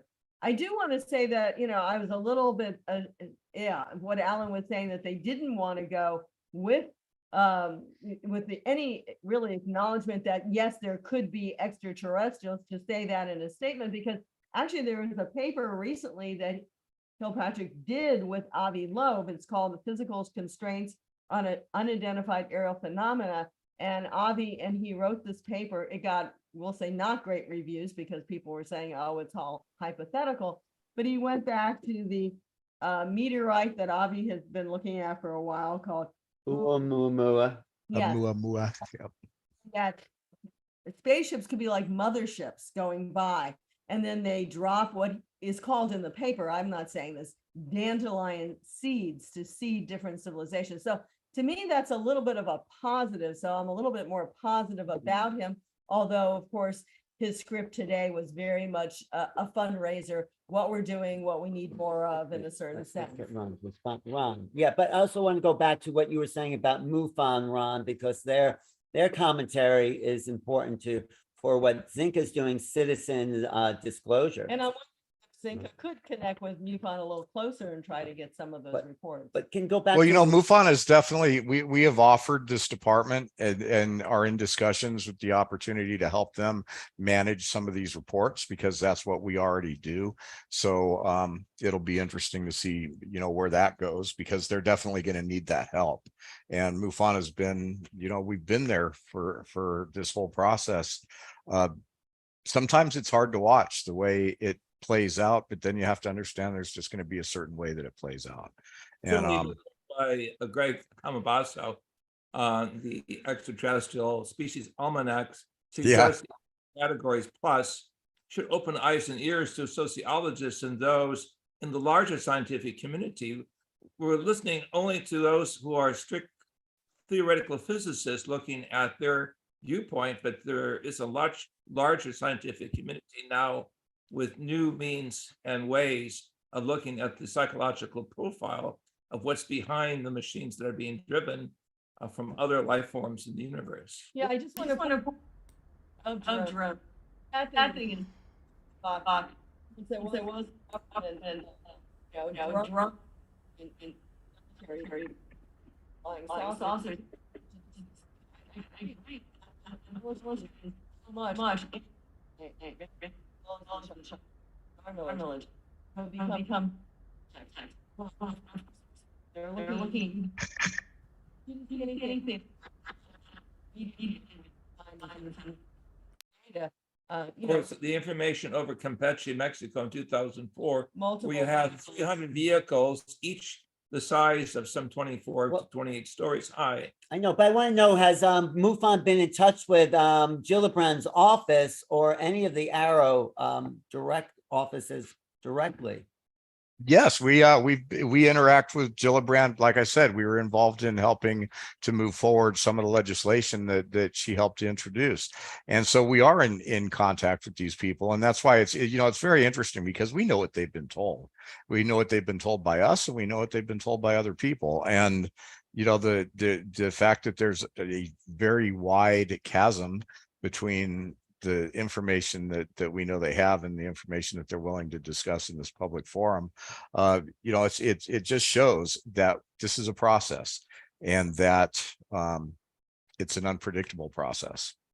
Just seems so far, like we said, Blue Book was way beyond this, at least in acknowledging that there was something undefined. We have regressed, I'd say 50, 60 years to the past. I mean, they started in 1996 with their tracking. I mean, what about everything that was supposed to be in the bill that goes back that you guys created in 1945? What about? Well, there's supposed to be this military accountability, everything they have on UAPs going all the way back.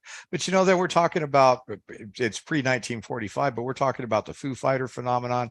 We're talking about the technology that supposedly came over from Germany. We're talking about a lot of things that have a very solid body of evidence that, again, this approach that we saw today is whitewashing this entire history. And unfortunately, it is a history. It can't be just swept under the rug. And hopefully, like in Accidental Truth, we prove that to the public in a way that's tangible. I respect this process, and I'm thankful that MUFON has their seat at the table in DC, but what's happening is occasionally hard to watch. Well, I think MUFON should. And today was one of those days. Oh, it's very slow. It's excruciatingly slow, especially when our appetite has been whet. You mentioned Project Blue Book, and there was a lot of discussion this weekend with the Sedona UFO Sightings Conference about Project Bluebeam. And sometimes when we think, and Frank Jacobs talking about timelines and stuff like that, and I don't want to drag this discussion out into this realm because it's a very grounded discussion about the Senate, but when we think about what are the possible futures that we could live into with this phenomenon, one of the futures that we want to avoid is that, right, that the galactic narrative becomes this huge threat. And so, a lot of people are talking about how Project Bluebeam, this idea that they're going to project something in order to control a more negative reality, or we need to keep you safe, so let's sign all these papers right now, you know what I mean, or whatever, whatever happens, right? So the more we talk about this plan, the more that it can't happen, because we know that it's just a plan, or it's just an idea that was hatched at some point, and the collective consciousness will decide which road we take. But so I just wanted to throw that in. The more we talk about Project Bluebeam and how it was constructed and what its vision is, the less weight it will have, and we'd love to have. People don't know what Bluebeam. People don't know what Bluebeam is, and we don't have to go too far into it, but I mean, it's totally different than Blue Book. What is Project Bluebeam? Yeah, so it's this idea that if some small group, and some people believe there's only 3,000 people that are interested in kind of controlling, the rest of the world or whatever, and they're saying that there was a series of steps, COVID being one of them, and other things, and Project Bluebeam was the next step. They're saying, they could possibly move it to 2030 or 24, which is the idea that in order to create mass fear on the planet, the ET narrative is a perfect one to do, because it's an unknown and we tend to fear things we don't know, right? And so the ability to use advanced technology to actually project and control a fake false flag, you know what I mean? Like ET, this is horrible.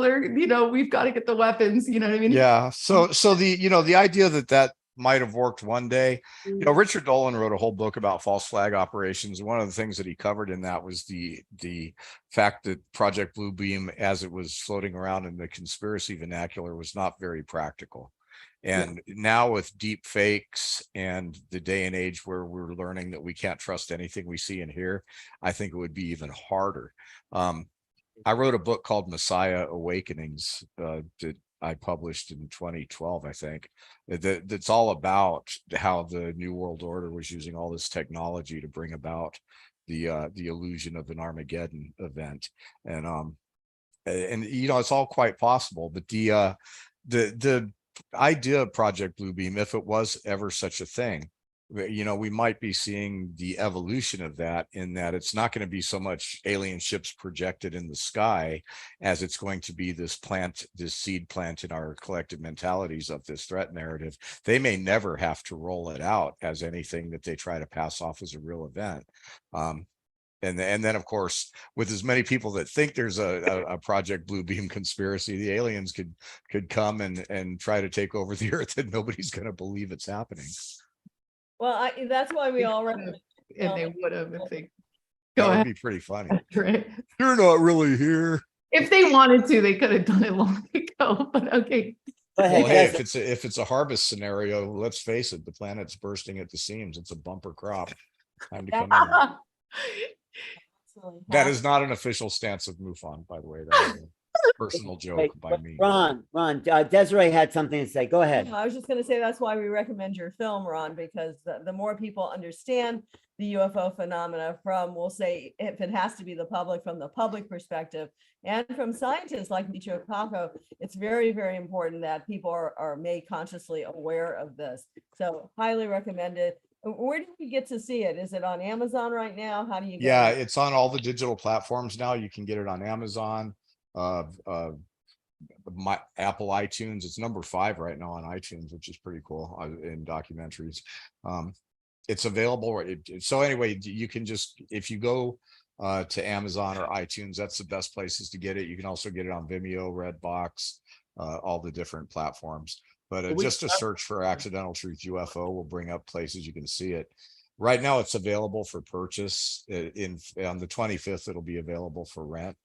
I think it's a film you probably want to watch again and again, so I encourage people to buy it. But Congratulate you on your great work, and we hope that the public audience begins to understand the role that every citizen diplomat has a solution to this new phase of cosmic awareness, that we are being gradually prepared to be cosmic citizens. Otherwise, I think we're going to wait until the aliens themselves start landing again on the White House lawn, because it's really going to be up to them. I think it might take an awful long time if we wait for our government. Well, I do think it's a citizens movement, which again, Zenka, this is a chance to really promote LightNet, because what you're offering, I'm offering it with remote viewing, making content, but all the courses you're offering online is a chance for people to rely on their own intuition, their own connections, and see there's a bigger picture here. It's not all about military and weapons and shooting things down, but it's about the expansion of consciousness. So why don't you talk a little bit about what you're doing? I think Ron should interview you for MUFON TV, but go ahead, Zenka. absolutely. Yeah. I mean, like I said before, we believe that anybody can make ET contact, whether you want to see the ship out your back, porch, or whether you want to do it with radios, or whether you want to do it like the military does with remote viewing. It's all accessible. We have all the technology right here. We have eyes, we have bodies. And the more that we experience this, the more that you help the people around you also have a safe and loving experience. And the more the narrative carries from firsthand experience, not watching something. And we also believe that LightNet is in a position with technology to support an interagency on the civilian side data collection point, where it's an open data commons, where people from all over the world can start looking at the data that we've collected, that MUFON's collected, that ET Let's Talk collected, that Mark Sims collected. Like, what is the story there? And it's a beautiful story, and it's one of healing and hope and excitement and renaissance.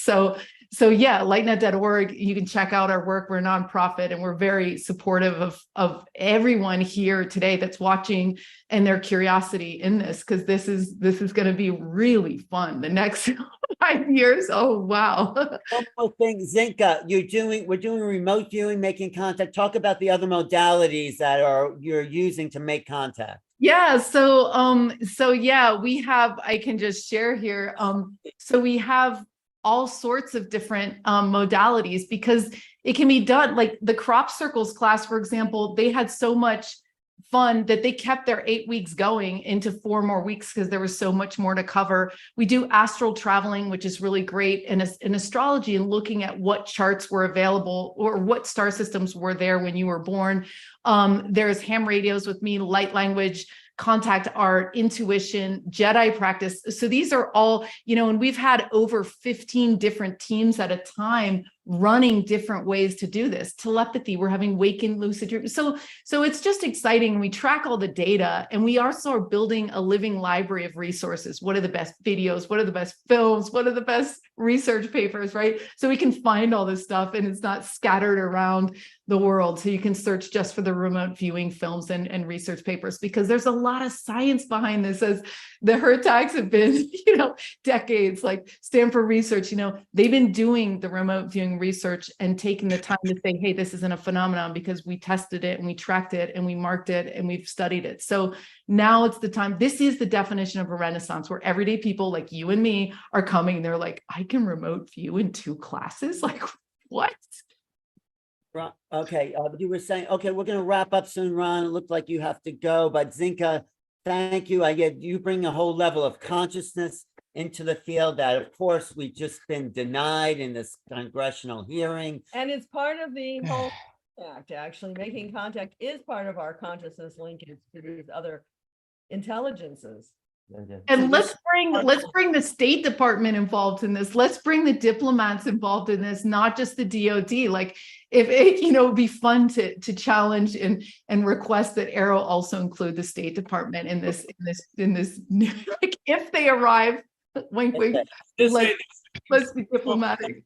Full spectrum approach, but we need to understand the critical sociological, the technical, the scientific breakthroughs. And this is why we need to collaborate on levels with those who have the experience and are willing to speak the truth, that we are being prepared for quantum change, to be hopefully quantum, so we say, experiencers. And cosmic citizens. Leading to cosmic citizenship. This is a fantastic moment to be alive. We want to thank all of you for inviting us to participate in this serious discussion. Yeah, well, thank you, everyone. Ron, do you have any closing word? Even though it was a bit of a dud, in my opinion, we did not move the ball down the field. I think we lost some yardage here. I think we lost some yardage, yeah. Yeah, but the public maybe is a little more curious. Maybe they're more brainwashed, saying, oh yeah, it's military, we can just write it off. They're going to figure this stuff out and we can go back to sleep. Or maybe some people are saying, well, this can't be all of it. If everyone's talking about UAPs, then it's probably, hopefully, they might be thinking it can't just be Chinese or Russian, which is what was really implied throughout this whole hearing. And a huge disappointing resound. And Gillibrand did not come to our defense today. Although she tried a little. Although maybe she's just trying to get money for the department so she could pursue these other possibilities. So, well, there's a lot going on, and the reason I keep looking away to my phone is because I'm in communication in real time with our lobbying firm in Washington and with the director of MUFON, and we are going to be drafting a public and private response to this by the end of the day. So we'll be doing another press release, and we will be reaching out to some of the people that we saw on television to give them our feedback, and offer them one more opportunity to watch the movie. It's turning into kind of a joke among my little inner circle. It's like, watch the hearings first and then watch the movie if you want the truth. Well, yeah, no, it's so important. Ron James's film Accidental Truth, for everyone tuning into this, is a very important key to what we were obviously missing today, that there is right? I mean, there's a truth out there we're being denied, and it's come out in the interviews Ron does for this film. It kind of slips out. And I actually want to see the film again, because you just kind of give those little links in there, but it's like, it's only after you see the film do you realize that, yeah, we heard more in your film than we heard in 50 years of government, sort of investigations or not. So. And how great that the film is just out there. It's a click away. It's like done. Like we don't have to go to the movie theater. Just grab popcorn, watch it tonight. You'll be the talk of the cocktail party with all the information you're gonna have. Yeah. Well, just in closing, I was very, very honored that JJ and Desiree and you too, Alan, showed up at the premiere. And I was kind of nervous about what they're going to think about, because you guys operate on such a higher, more advanced level of understanding that I thought maybe this was going to be a little too mainstream for you. But I was very, very happy that you guys liked the film. Go ahead.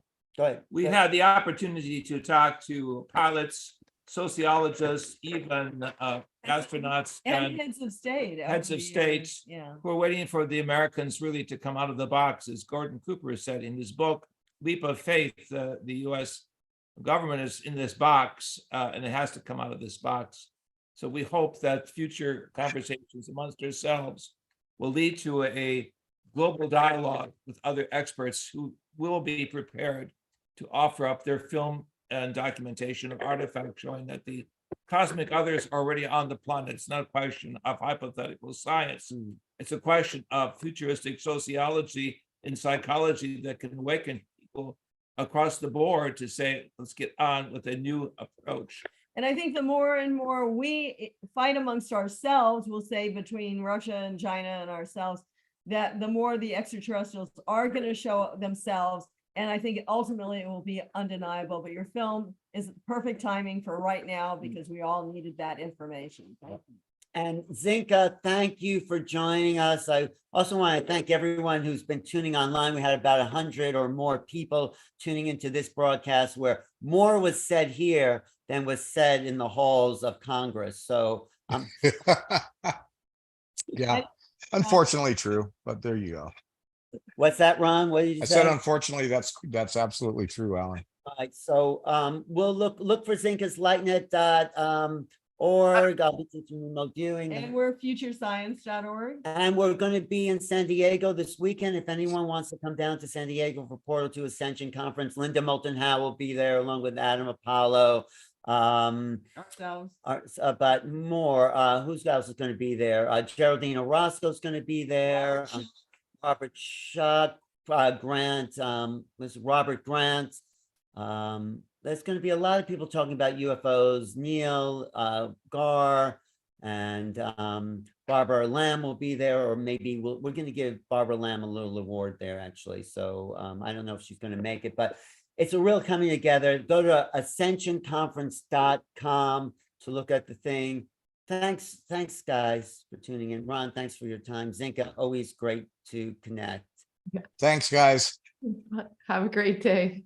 Thank you for tuning in, everyone watching. Subscribe, take out a super chat, follow more Disclosure News, and Zenka.